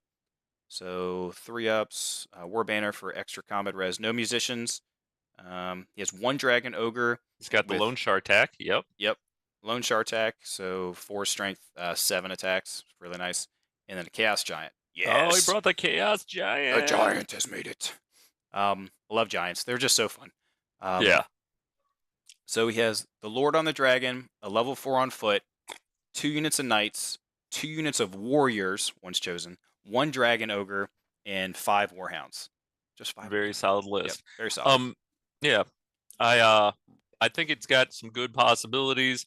I also love his paint scheme that he's been posting when he does. The ice things, right? Yeah. Yeah. Very cool. All black solid. armors. Like, looks very nice. Yeah. Dragon's gonna eat some dudes. Oh, I didn't check the comments. Was I right with Square Hammer? No idea. I've lost track. Me too. Has the pizza come yet? No, Andrew. He didn't order me a pizza, even though I asked for it like 5 times. He just wouldn't do it. So rude. Okay, you want to go through Dark Elves? Please, sir. Yeah, Ben Nelson. Yeah, can Please, do. sir. All right, got it. All right, so we've got a Dark Elf Dreadlord. All right, on the Black Dragon, because all Dark Elves should have a Black Dragon with the Pendant of Khalith. Oh, and the Giant Blade. Let's not forget the Giant Blade, because just in case the dragon doesn't finish you off, the Giant Blade will. That one's not as good. That one's only AP1. Oh, you're right. It's not the Ogre Blade. It's the Giant That's not Blade. the Ogre Blade. I'm so used to seeing Ogre Blade. I just read. Yep. Giant Blade, it's like plus 1 strength, minus 1 AP, and then maybe Armor Bane 2? Maybe? I don't remember. He's expecting the dragon to do the work. Which it will. Yeah, right. Pendant of Khalith. I should know that one. It's, yeah, okay. Oh, yeah, that's the word save one. In fact, it's the same one Piper had. Yeah. It's not really reverse ward, right? I mean, it's just higher strength, higher ward. No. Yeah. Okay, yeah. All right. We've got another Beastmaster. Okay, so apparently all Dark Elf players have decided that Beastmaster is the way to go. I approve. Especially if somebody else is riding a dragon. Solid play. With the Headsman's Axe for killing blow and a Talisman of Protection. And then we got the Supreme Sorceress with Demonology and a Lore Familiar. All right, yeah. Solid. 2 units of 10 Repeater Crossbowmen. 20 Dark Elf Warriors with Spears. Interesting. All right. So we've got a big block of spears. Who goes and maybe I haven't seen that in a while. Yeah, that's old school. That might be these are the models I have list. Yeah. I'm not sure. 5 Dark Riders, Dark Steed, hand weapon. Yeah, solid. We've got Dark Elf Shades. Those guys are annoying. Yeah, ambushers. Great weapon. Don't they scout? They want to be dwarves. Don't they scout, right? Yeah. Okay. Let me pull them up real quick. They should. Yeah. 101 points for 5 of them. Yeah, they're well. I mean, so they're elves with great weapons 5, right? and crossbows. Yeah. Expensive, but like they're elite scout units. Basically. Yeah, they're weapon skill 5, ballistic 5, initiative 5. Ooh. Yeah. Oh, they also have not just scouts and skirmishers, but they have evasive, which is an annoying rule. I love that. Yeah, that is insane. I shoot you. Well, I'll step back then. Oh, you're Yep. out of range. So much for that shoot. No. Yeah, it's very annoying. Yep. I like it because you can even like if you're in a piece of terrain like woods, you Hmm. just barely be on the edge, so you can shoot through. If you get targeted with shooting attack, you fall back on the other side of the woods. So even if you are within range, you can't see him anymore. It's gross. Yeah, well, watch out because if the woods happen to be dangerous like they are in Brawler, you'd still take the dangerous, wouldn't you? Yes, you would. Yeah. I am interested that all woods are dangerous here. It's going to be interesting for Yeah. everybody. And he's got 2 freaking hydras. 2 Yeah, so hydras this and a is the dragon. full Beastmaster list, Oh right? yeah. I think what would make it stronger is you get rid of the 20 spearman warriors, and you take as much staff as you can in core. Maybe not as much as you can, but like maybe just make them more crossbows instead. I don't know. I don't know what he's Let's doing see with how the it plays. warriors. Again, it might be these are the models I still have painted. True. So, you know, fair enough. I think overall it's gonna look awesome on the table with all the hydras and the The dragon dragon flanked and by the 2 manticore. hydras. Yeah, Oh, he's a manticore? I missed that. Oh yeah, the Beastmaster is on a manticore. Oh my yeah, gosh. Ugh. Okay, so he's got yeah, 4 monsters on the field. yeah, Gross. He could be using the Dark Elf warriors as a I'm gonna hold this table quarter. yeah, I yeah. I like. mean that Mm-hmm. they can definitely. 20 of them. I Yeah. like that. Okay. Next, What do we got? What's next? Roberto. Name's Robert. Um, we have Oh, a High Robert Elves. Brandon. Yeah, Do you know yeah. him? So Oh, okay. this list just kicked my ass yesterday. Nice. Which was interesting because I looked at it, I'm like, I understand that this is your very first game of Old World, but are you sure this is what you want to bring? And he's like, oh yeah, yeah. Um, yeah, so first off, he's got the white sword, right? And the white sword is the right sword for illusion. Are you saying white is right? That's messed up, dude. I'm saying that having He's like, 2d6 Monster Slayer attacks is gross. is gross, Very gross. right? Um, so that's a thing. I brought my Duke against his dragon. By the way, let's talk about his where is it? What are we talking about? That's oh there we go. The The Prince on the Star Star Dragon? Dragon. Yeah. Yeah, let's talk about Star Dragons for a second. Whew. They suck. 1 second done. Moving on. Yeah, they're so bad. God, pinnacle of dragonkind, and it is it is the era of Dragon Hammer. Okay, I'll go back to the other noble with the BSB. He's just a noble with a BSB, full plate armor, dragon helm, and a charm shield. Nice guy, no big deal. The prince, uh, with the pure of heart on the star dragon, is a giant pain in the ass.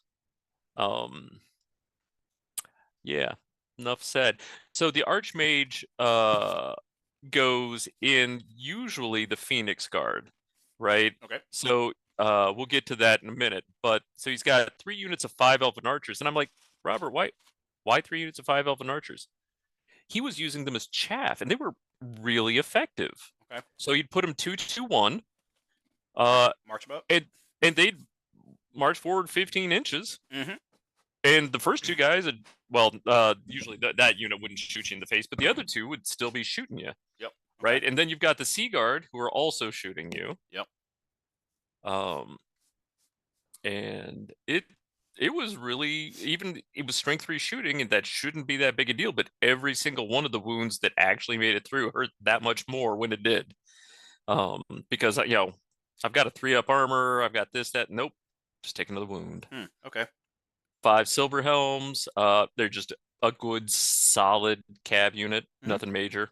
But then But we they got don't have this, countercharge, which is weird to me too. don't they? I didn't even notice I that. don't think they do. I think only the Dragon Princes do. Because I mainly play Bretonnians, I automatically assume all other heavy cab has countercharge and all the other. Not Chaos Knights. Yeah, except for Chaos Knights, and I make fun of them. Silver helms. I lied. It's No, they okay. don't. They just have first charge, not countercharge. Okay, they have first charge, but not yeah. it's weird, like super fast elves. You would think they'd have countercharge or be able to do it easily, but Yeah, very well trained, except they don't do that for some yeah, reason. Yeah. weird. So the Phoenix Guard, they've got the battle banner. I don't remember what that one does. Hold on a second. Ooh, I'll guess. I'm gonna guess you add like at least plus D3, maybe D3 plus 1 to your combat res. That is correct. Plus D3. Ha ha! So we have ye old brick of Phoenix Guard with the Prince, the BSB in it, and the white sword wielder who can hit you for 2d6. Ooh. And that's a lot of points. We're looking at 350, 650, 750. Wow. That's 800 points in that brick uh, So that is coming for you. It's not scared to fight you. is nothing going in the Sea Guard with 19? Did he just want to make it like 2 rows of 10, or is it just... Actually, no, that's better, because if you do 10 wide, then the 5 of the second rank gets shoot. Okay, Yeah, okay. That's a nasty Phoenix Guard unit. Just it is. bunker with a lot of combat res. Yeah. And their And ITP, then, right? yeah. Yeah, I mean they just roll up on you, and it's scary when you rely on your archmage to do the most damage. But okay, that's fair. True. That is kind of weird. Love it though. And then we've got the Sisters of Avalorn, who without a doubt are some of the best archers in the game, and they put a serious hurt on anything they shoot. And then just to add insult to injury, they've got a Ruby Ring of Ruin. Yeah, which is interesting. I like it. Yeah. It's kind of like, here's an extra 2d6 strength 4. Yeah. Doesn't even have to be on the same unit, which I find interesting. Yeah, that's true. I think that's true. I don't know why it wouldn't be. I am surprised he's not taking the 90-point character with the Horn of Isha, to give them +1 to hit and wound. Yeah. Because hitting on 2s and then wounding on like 5s, 4s, 3s, 2s is really good. The reason he's not taking that is because he played his first game of Warhammer yesterday. Oh, okay. And submitted or 2 days ago, I'm sorry, and submitted his list that evening. Nice. Yeah, okay. So, yeah. So he's set. That's good. It's actually better to, if you're just starting out, I suggest making a decent 2,000 point list and just play that same list as like a bunch of times, so you just understand. Yeah, he's a veteran war gamer, but he's coming from the Kings of War scene. Okay. Gotcha. So it's been so it's checkers to chess kind of thing. He has seen the dark side. Yes. I love it. Okay. Wood elves. The tree spirits. So second wood elf. We have Glade Captain. BSB. He's on a great stag. Oh, this is Shannon. All right. Yep. Shannon Powell. Okay. Powell. Yep. Powell. We have a BSB. The BSB is on a great stag. I hope that great stag model actually is carrying a big standard, because that would look sick. We have a Glade Lord, also on a great stag. Oh, that's cool. I'm already in love with the list. I love the great stags, but I rarely get to use them. So hopefully they're better in this edition. I'm looking up the mantle, whatever this mantle is. Which one? It's light armor. When they're within 6 inches of a forest, they have a 4-up ward against wounds. Okay, that's pretty good when you get to place a free wood, and then you have a level 4 who's probably gonna summon some woods. Okay. An Annoyance of Nettling, so that one's -1 to hit. And you have the Spear of Twilight. Sorry, I missed that one. Is that the one that gives you Killing Blow? That seems a very wood elf thing. Indeed, sir. Spear of Twilight. Yeah. Killing Blow. Magical attacks. Strength as strength. AP -2. When the wielder of the Spear of Twilight makes a wound roll, a roll of 3 up is always a success, regardless of the target's toughness. Amazing. Pretty good. Yep. So even when second round of combat, when you didn't get a charge, or maybe you did, but second round you didn't get a charge, you're still winning on 3s with Killing Blow. Pretty nice. 2 Shadow Dancers. And they both have Potion of Strength. Interesting. Neither of them are level 1s, so that's good, because a lot of people are trying to make them level 1s, and I think it's way too hard to get off illusion spells when you're only level 1, because illusions are like 9 and 10s for the ones you really want. So, are the Shadow Dancers, where are they? They're each in a unit of War Dancers, I'm guessing. I like War Dancers now. I think they'll be better than this edition. this one than previous, but I think magic, you have to protect them versus magic missiles because you just don't get a save. But I think they have each like 3 strength. It's like 3 or 4 strength, 3 AP1 attacks, and they could be extra AP and some other Wow, stuff. Yeah, they swing a lot with pretty strike gross. first. So with no step up, like you could kill the front rank before they get to swing, and then you're like golden. Let's see, he has the level 4 with the elementalism and the stav, which is Of the course, he has the oaken staff. Yep. so good. He has 2 units of 6 scouts with true flight arrows. Interesting. That's a Scout. yeah. That's the no penalty. I think it's a no penalty for, is it moving and shooting? For cover and concealment and Just no cover. Ignores cover and they get quick shot. So yeah, so they get to yeah, move and they don't suffer from shooting. yeah, And so the only thing they would suffer from is like long range yeah, and skirmish, I guess. yeah. Still And good, then yeah, and then 2 more with poison. which is 2 nice. more units. Yeah, Good against monsters. Very good versus monsters. yeah. Sisters of the Thorn. See now she took the standard and the champion, so she's that whatever spell she picks is going to get +2 to cast as a bound spell, which is so gross. I think they just get to pick their spell. It's really strong. Hmm. Um, Do all wood elves get +1 AP on their bows? no, they all have armor bane, but if you Okay. did obviously if you did arcane bodkins, but they don't just naturally have AP1. Yeah. I Okay. think that's just the girly girls above. What are they called? Sisters of Avalor. They just Okay. naturally have AP1 on their Okay. bows and on themselves, which is crazy. Where are we at? Oh, and the 2 So units yeah, of War the Dancers and a yeah, Tree Man. and a tree man with a befuddlement of mischiefs. I really like Tree Men. Like I've always thought they were sweet. Um, but now being stubborn is still really good for them. But let me find this Tree Man. Where it is? 5 toughness, 6 wounds. They're only 2 15 points, which isn't awful. But they have stubborn, magical attacks, a 5 up regen. They are flammable, so if you get hit by flaming, it's going to be a problem. But I And they have love the tree whack. tree whack. I love What? the tree So whack. yeah, so it's how does that work again? Okay, so instead of rolling, it's like if you have, I think you can use one of. Let me look it up because I don't want to mess it up. Even though All right, here it is. you Yeah, once per basically turn, take initiative tests instead of attacking. one of its attacks to Yeah. make a single tree whack. Mm-hmm. All right.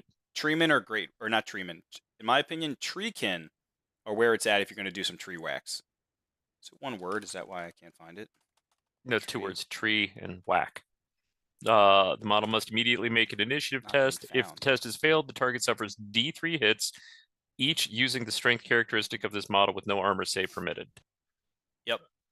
Nice. And since he's got the befuddlement of mischiefs on it, it's at -1 initiative. I mean, people are at -1 initiative to him, so a That's good. whacking he will go. So hold on, let me use one of its stacks. So what's nasty is if you take a big treekin unit and remember if you not that it's really expensive to do, but everyone that's in combat, so you do let's say you're 5 wide, Mm-hmm. and even if the guys that aren't in base to base contact with you, I just do this as a tree whack. So I just nominate a single model. So let's say I'm 10 wide with treekin and you're only in base contact with one of my treekin, all of them can change their attack with this tree whack.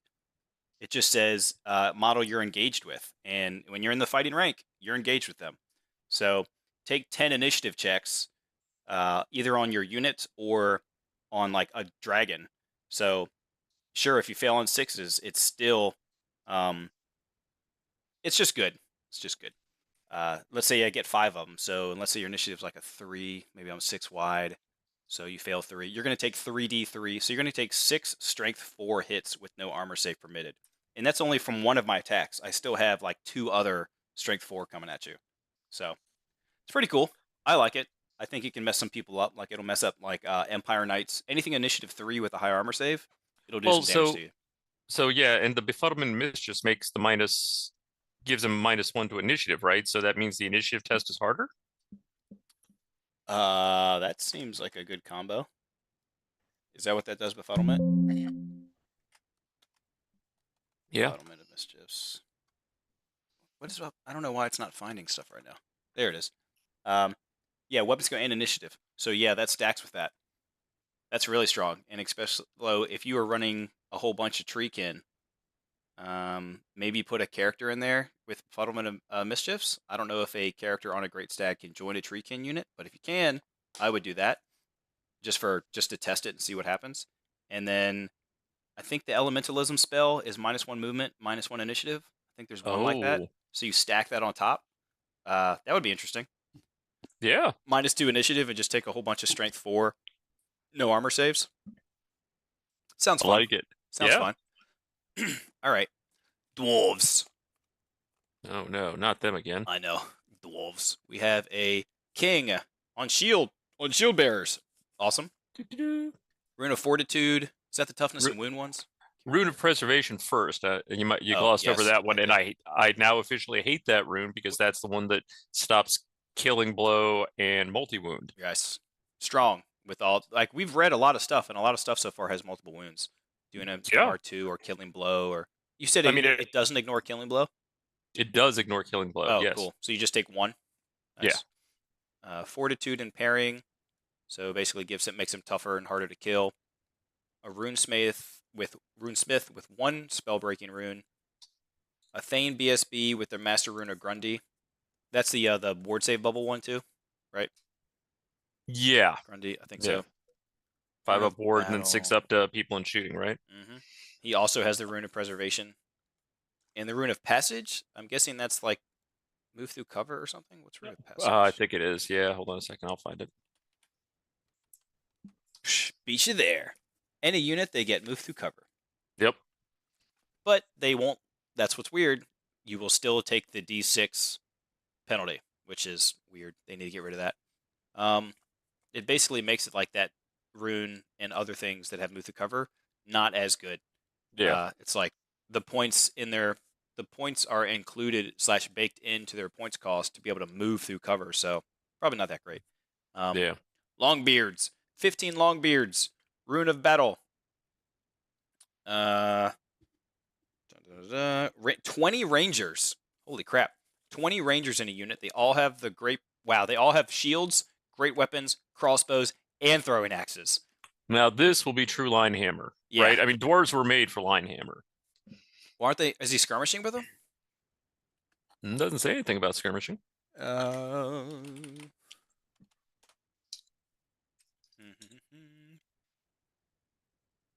they have open order and skirmishers, so he's going to be able to basically choose what the hell he wants to do with them, which is awesome. So he could start off in skirmish mode, and then get charged, not run all the way, hopefully, because you're leadership 9. Maybe fall back in good order, and then go in open order. Sorry, pretty strong. He's got 2 gyrocopters with the brimstone gun. Is that the one you can march and shoot? Brimstone. Yeah, dwarf crafted flaming attacks, multi-shot and quick shot. Multi-shot D3+1. So you don't Strength suffer. 5 AP2. I like that one a lot. So you can fly your 9 and then still shoot it without penalty. You're still -1 for multi-shot, but it's still really good. I like all of the guns. The steam gun's good, the brimstone's gun is good, and the clatter gun is good. It's just each are better versus certain things. I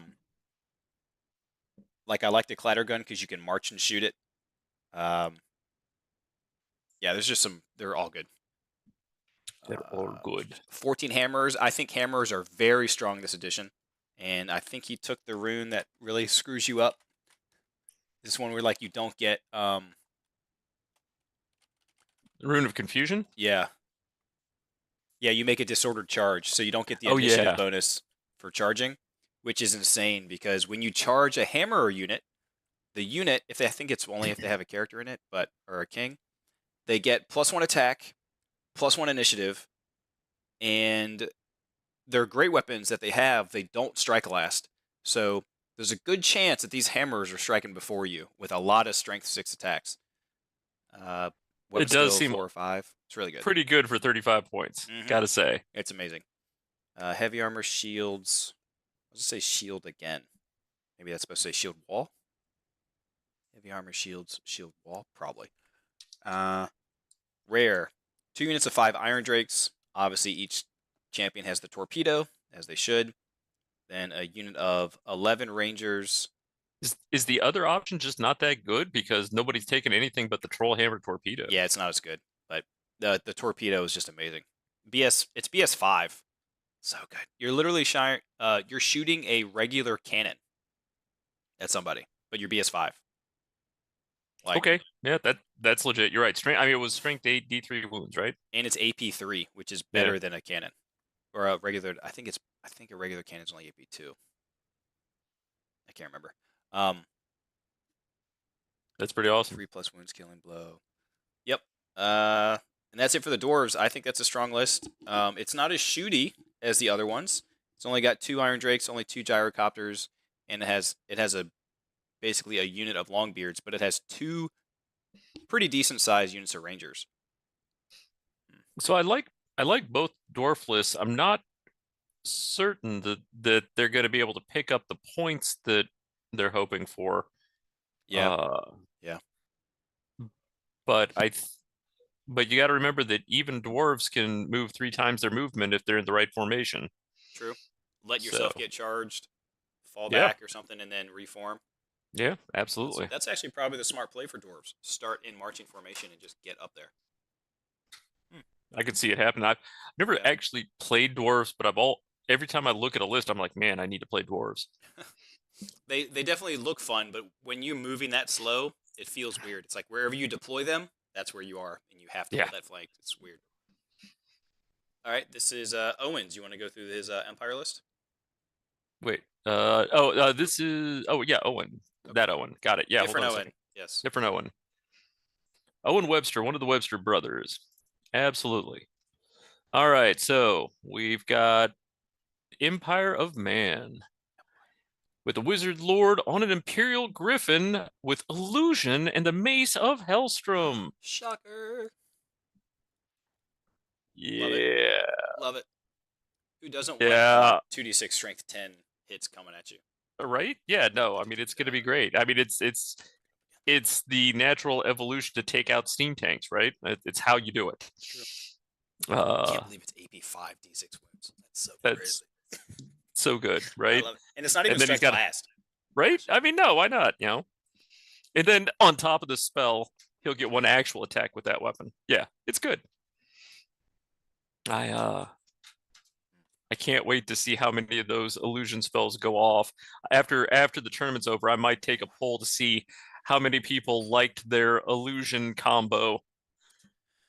I think they're going to all say that it only worked maybe 1 or 2, maybe 2 of the games, 2 of the 5 games. But still, when it works, it slaps, works, as they say. When it works, it hurts. Yeah, that's fair. We got a Captain of the Empire with the Dragon Slaying Sword, so we've got another way to handle monsters. Outstanding. On a Pegasus, too. Yeah. Yeah, on a peg. That's an interesting. I guess, yeah, he's full Perseus on these guys. Yeah. All right. Captain of the Empire with who's a BSB with the Griffin standard. All right. I don't remember the Griffin standard, and I should. I think that's more combat res, right? D6 maybe. Or is that like when determining your combat res, unit carrying the Griffin standard can claim a rank bonus of +2 for each extra rank behind the first rather than +1. Nice. So it's either +4. If you're a horde formation, it's +6. Yikes. Wait, horde formation? What? Yeah, if you have the horde rule. Oh, right, but I don't think they have that in Empire. The Empire, do they? Militia have it. I know militia have it. Oh, really? But he's not running any militia, I don't think. Yeah, I think militia have horde. All right. I'm curious about that. That's interesting. To the books. Yeah.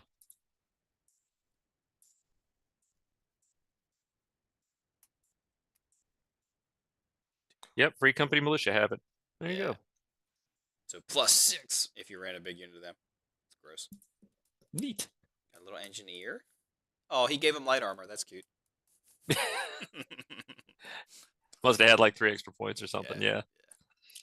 30 state troops with thrusting spears. Yeah. Full command. 5 archers. And then 6 state troops. I think both of these might be chaff. Yeah, the Empire, the archers have a scout, so they're definitely be Chaff in the Oh, I oven. didn't catch that. Good point. Yeah, those guys are definitely there for that purpose. Yep. Oh, and the 6 state troops are detachment. Okay. Oh, just 6 All right, halberds I'll have too. to. Just Yeah. 6 halberds in the flank. Okay. And then we've got 10 handgunners, Okay. 6 Empire Knights with full command. Yep, Very solid, nice. solid. Very nice. 3 War Chickens, 6 Inner Circle Knights. Wow. 6 inner circle knights are the same price as 3 demigriffs. Ooh, that's a good point. I know which one I'd rather run. Well, hey, you have 1999 points, so you have 1 point extra. Switch them for Could. 3 more demigriffs. Zippy Grips. Yeah, yeah. Absolutely. And then we shouldn't forget the steam tank, because that's kind of a thing, and the Hellblaster volley gun. Gross. I do like Yeah, that you man. can move artillery now. So, like, if your Hellblaster is just not going to get in range, you can start moving them like 3 inches or whatever it is. I think it's. I'd have to look it up, I think but they move. They have -1 to their movement, but I think they can actually move. So okay. you can like push them up on the wheels. They can't shoot, obviously, but I think they can actually move now. All right, we got another Wood Elf lists. All right, we only got a couple more. So Yeah, how many more lists do we have? Do you know? 1, 2, 3, 4, 4. All right, guys, we're closing into the end. We're coming home stretch. So we'll go quicker. Here you go. So we have a unit of this is Wood Elves, written, So this is Steven's list. Yeah. commanded, and captained by Steven. We have a Glade Lord who looks like he's going to be on a dragon because that's how expensive he is. Yep, he's on a dragon with the Shield of the True Warrior, which is in the basic rulebook. I can't remember what that is. Ruby Ring of Ruin, Merce whatever's Locust, and Yep. Lamentation of Despairs. Despairs. That's an interesting one that I wasn't expecting to see. I don't even know what that one is. You looking it up? All right. Yeah. So unless the model is fleeing, enemy units that are within 6 inches of this model suffer a -1 to their leadership characteristic Ew. when making a feared, panic, or terror test. So that's -2. Gross. Why is it -2? Because terror is just flat -1. Oh well, terror is -1 when you're doing the break check, right? So Yeah. that's what you're thinking is if he gets in there, it's -2 to the break check. Yeah, I was thinking that the terror charge, right? But you're right. At 6 inches, that's not likely to happen often. Well, I mean, he is flying. Yeah. So he's No, flying. Yeah, he can I like definitely. that. That's going to mess people up. Of course, he has the level 4 with high magic and the staff. Interesting, he went high magic. Okay. I like. I mean, high That's magic is meant for elves, so sure, fair enough. Let's see. He's got 2 units of 10 scouts with poison. I like it. Champion to get the extra ballistic skill. Seems good. And challenge. He is solid Hagbane. Solid. Is he Hagbane everywhere? Yeah. I think that Steven has been hurt by high toughness monsters in the past, and now he feels that he must return the favor. Well, luckily, there's a lot of freaking monsters at this event, so he's going to do just fine with them Hagbane tips. So he's got 2 units of 10. He's got a unit of 5 Dryads, which you'll probably just use as chaff, march on up there, or whatever he needs to do. He's got 2 units of 5 Glade Guard. One just has a champion, and one does not. Right. He's got 1 unit of Sister of the Thorn with the standard and the champion. 2 units of 3 Treekin. Okay, I like it, because I think they're stubborn now, which is good. They needed that. Then he has 1 Great Eagle and 1 Tree Man. So he's got 3 stubborn units, basically to hold you there and fall back and what he needs to do. And then he's just got a lot of shooting, a lot of poison shots, and then a badass dragon and a level 4, which is okay. So that's Wood Elves for you. Some chaff, Yeah, lots of very solid Wood Elf list. Yep, very solid. Yeah, it's going to reap a lot of points against the monsters. It might struggle against hordes. Yes, but I haven't seen a lot of hordes. I mean, I've seen a unit of 40 here, a unit of 40 there, but only one 40-man unit of anything. Yeah, I think so. What will help is at least a counter to that is the -2 in combat terror Glade Lord, and then a Tree Man is just more terror. So that'll help in that regard. So he's actually got a pretty decently balanced list. Yeah, you're right. I'm a fan. Okay. Warriors of Chaos by Nicholas. Nicholas, let's do it. Let's go. We have All another right. dragon. Oh my gosh.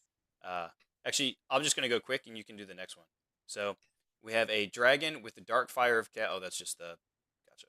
Flames Contagion, Bedazzling Helm, Crown of Everlasting Conquest, and Acid Ichor. That's disgusting. So the Acid Ichor is, oh, you're gonna force me out into a challenge. Every wound you do to me is gonna be, you take a Strength 4 AP2 hit, which is really good. Really? Yeah. I You assume can he's do that on a Nurgle. dragon? That's wrong. Yep. All right. Very Yep. cool. Is he Nurgle? Yeah. So you're gonna be rerolling to sixes, and you're Yep. -1 to hit him, and he's gonna be like weapon skill 8 probably. So he's likely going to be. You're gonna need sixes to hit him a lot, and you get to reroll those sixes. Or no, hold on. Yeah. You need fives to hit, maybe sixes depending on your weapon skill, and you get to reroll the sixes. So he's not gonna die. It's gonna be very tough to kill him. Then he has a level 4 on a steed, Marcus Zinch, with the puppet. So shutting The down your puppet. magic. Very nice. Yep. Uh, No one magic unit for of you. Chaos Knights, Mark of Corn. So Frenzy. That's hardcore. Yep. Yeah. And their unit of Chaos Warhounds that will walk right in front of them. Yep. Haha. Success. 18 Warriors with Nurgle. With the And champion AP with the MR2. MR2. Yep. And they're frenzied. He's got Oh. yeah. Yeah, okay. Rage. He is all about the frenzy. Got Frenzied it. Nurgled. Let's see. He's got 5 Marauder Horsemen, Zinch with flails. With flails. I Flails like are it. sweet. Yeah, I like flails. 5 chosen knights with also corn. So he does have a lot of corn. So he's got 3 frenzied units that you can kind of Yeah. do your best to bait around, but be careful because you have a dragon right there. Yeah. Then you got a unit of 3 dragon ogres, and that's his list. It's strong. It's got a lot of hard hitting stuff, fast hitting, lots of high strength attacks with it. Basically, everything is AP1 at least. I commend him for having 2 whole units of chaff in a warrior list. Rock Yes. on. Very good. I love how chaff and warriors lists aren't there to stop the enemy, it's to stop yourself. That's a good point. Hold! Don't charge past me. All right, your turn. Orcs and Gobbos. Orcs and Gobbos. Who are we doing? You see a name on this? Yes, Crap. Chris. Chris. Oh, all right. Chris Waters. Got it. All right. So, oh my, this is a goblin list. This is not an Orcs and Goblins list. This is a goblins list. Gobbos. So we start with the Night Goblin, big boss with the BSB. He's got the big red raggedy flag, which is awesome. I'll look that up while you continue. The great weapon and the trollhide trousers. Everybody should have trollhide trousers. They are the equivalent of the Seed of Rebirth, but for Orcs and Goblins, and their pants. They give you +1 armor and like a 5-up regen. They're pretty swanky. Okay, so real quick, the big red flaggedy, big red flaggedy flag, raggedy flag, gives you +1 weapon skill to the whole unit, and they give you an extra combat res. Yeah, pretty good. We've got a Night Goblin Wizard with Wa magic, my personal favorite magic in the entire lore. Wog. I mean, it's the best. Wog. Yes. Then we've got a level 4 with Wa magic and Buzzgob's Knobbly Staff, which I think gives. I'll find it for you. Is that the one that's like double cast? Reroll a casting roll. So he can reroll a casting roll. Strong. And then a Night Goblin War Boss on a Cave Swig with the Trollhide trousers, of course. And oh, that's an asterisk thing, so you can take multiple. Gotcha. Yeah. Oh, yeah. Okay. Yeah, everybody can have them. Nice. Trolls regenerate, so. It's fair. Give me that. Yeah. You'll be fine. Got it. One Night Goblin War Boss with the choppiest choppa. Ah. Gotta have that. Yep. Somebody's gotta have a choppiest choppa. It was used against me in one of the battle reports. Oh, yeah? It's pretty sweet. Yeah, it's strength +1, AP3, magic attacks. Yeah. 3. Yeah. It's cheap. It's only 35 points. It's 35 points, and cheap. It is the choppiest choppa. All right, so then we get into the true fun. We've got 2 units. So you remember how I said we hadn't worried about any horde armies? Here we go, baby. Here we go. Here we go. 2 units of night goblins. Each of these foul beasts have thrusting spears, shields. Do they have nets? Come on, they gotta have nets. Oh, these first two. Oh, there they are, netters, right there, right at the top, with nets and 2 fanatics in them. Yep, brutal. And then, because why not, we have another unit that's only 32 large, with short bows and 2 fanatics. It says And Magic nets. Standard, but I don't think he selected one. I think What's that? He clicked Magic Standard, but I don't think he ever actually clicked to put the Magic Standard on it. So there is no Magic Standard, even though it says It's Magic just Standard. listed Magic Standard. Yeah, Yes, I think so. I They think his think Night it's Goblins got magical, sold. Yeah, so it's magical, right? Yeah, that is the Goblin way. 2 units of 10 squigs, just for a little bit of added confusion. I assume that the only reason they're 10 wide is because there's no more room left on the board. Could be. Yep. Because between the 40, 80, 112 night goblins, you still got to fit the Arachnarok. And that Arachnarok has the Spider Silk Lava, which means that when it hits, you're also moving a lot slower, along with being an actual artillery piece. Yeah. I want that to be in the center. I want it to be flanked by 2 40-mans, and then those to be flanked by maybe the Cave Squigs, and those to be flanked by the 2 32s. Something funny like that. It's literally going to be symmetrical on each side. I think it would look sweet. Well, I think that might be why he has. Well, I mean, I think you have to have that many Night Goblin characters to have that many Night Goblin units. Yeah, I think that's correct. Yep. But there is going to be a little bit of a leadership issue with this army. Yeah, no Black Orc War Boss. Yeah, I'm not seeing anybody that's got a leadership higher than 8, unless. Oh wait, I'm sorry. They have Warband. Warband. Never Warband's mind. amazing. All right. So where before I was like, they have a little bit of a problem with leadership, they have no problem at all with leadership. Not those big units. Yep.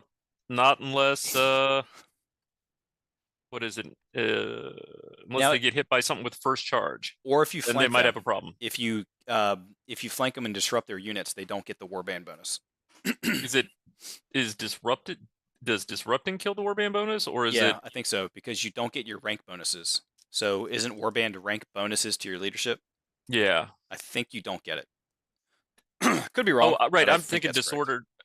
I'm thinking disordered, not disrupted. That's my problem. Gotcha. Yeah. No, you're absolutely right. That's a fun list, but good luck getting to flank of that until like turn 3 or something. Like that's going to be really hard to do. Well, actually, doesn't he not have any? He doesn't have a way to get rid of Impetuous. I'm not seeing on the Fanatics, one. Right? Are we missing something, guys? That's a good. Let's see.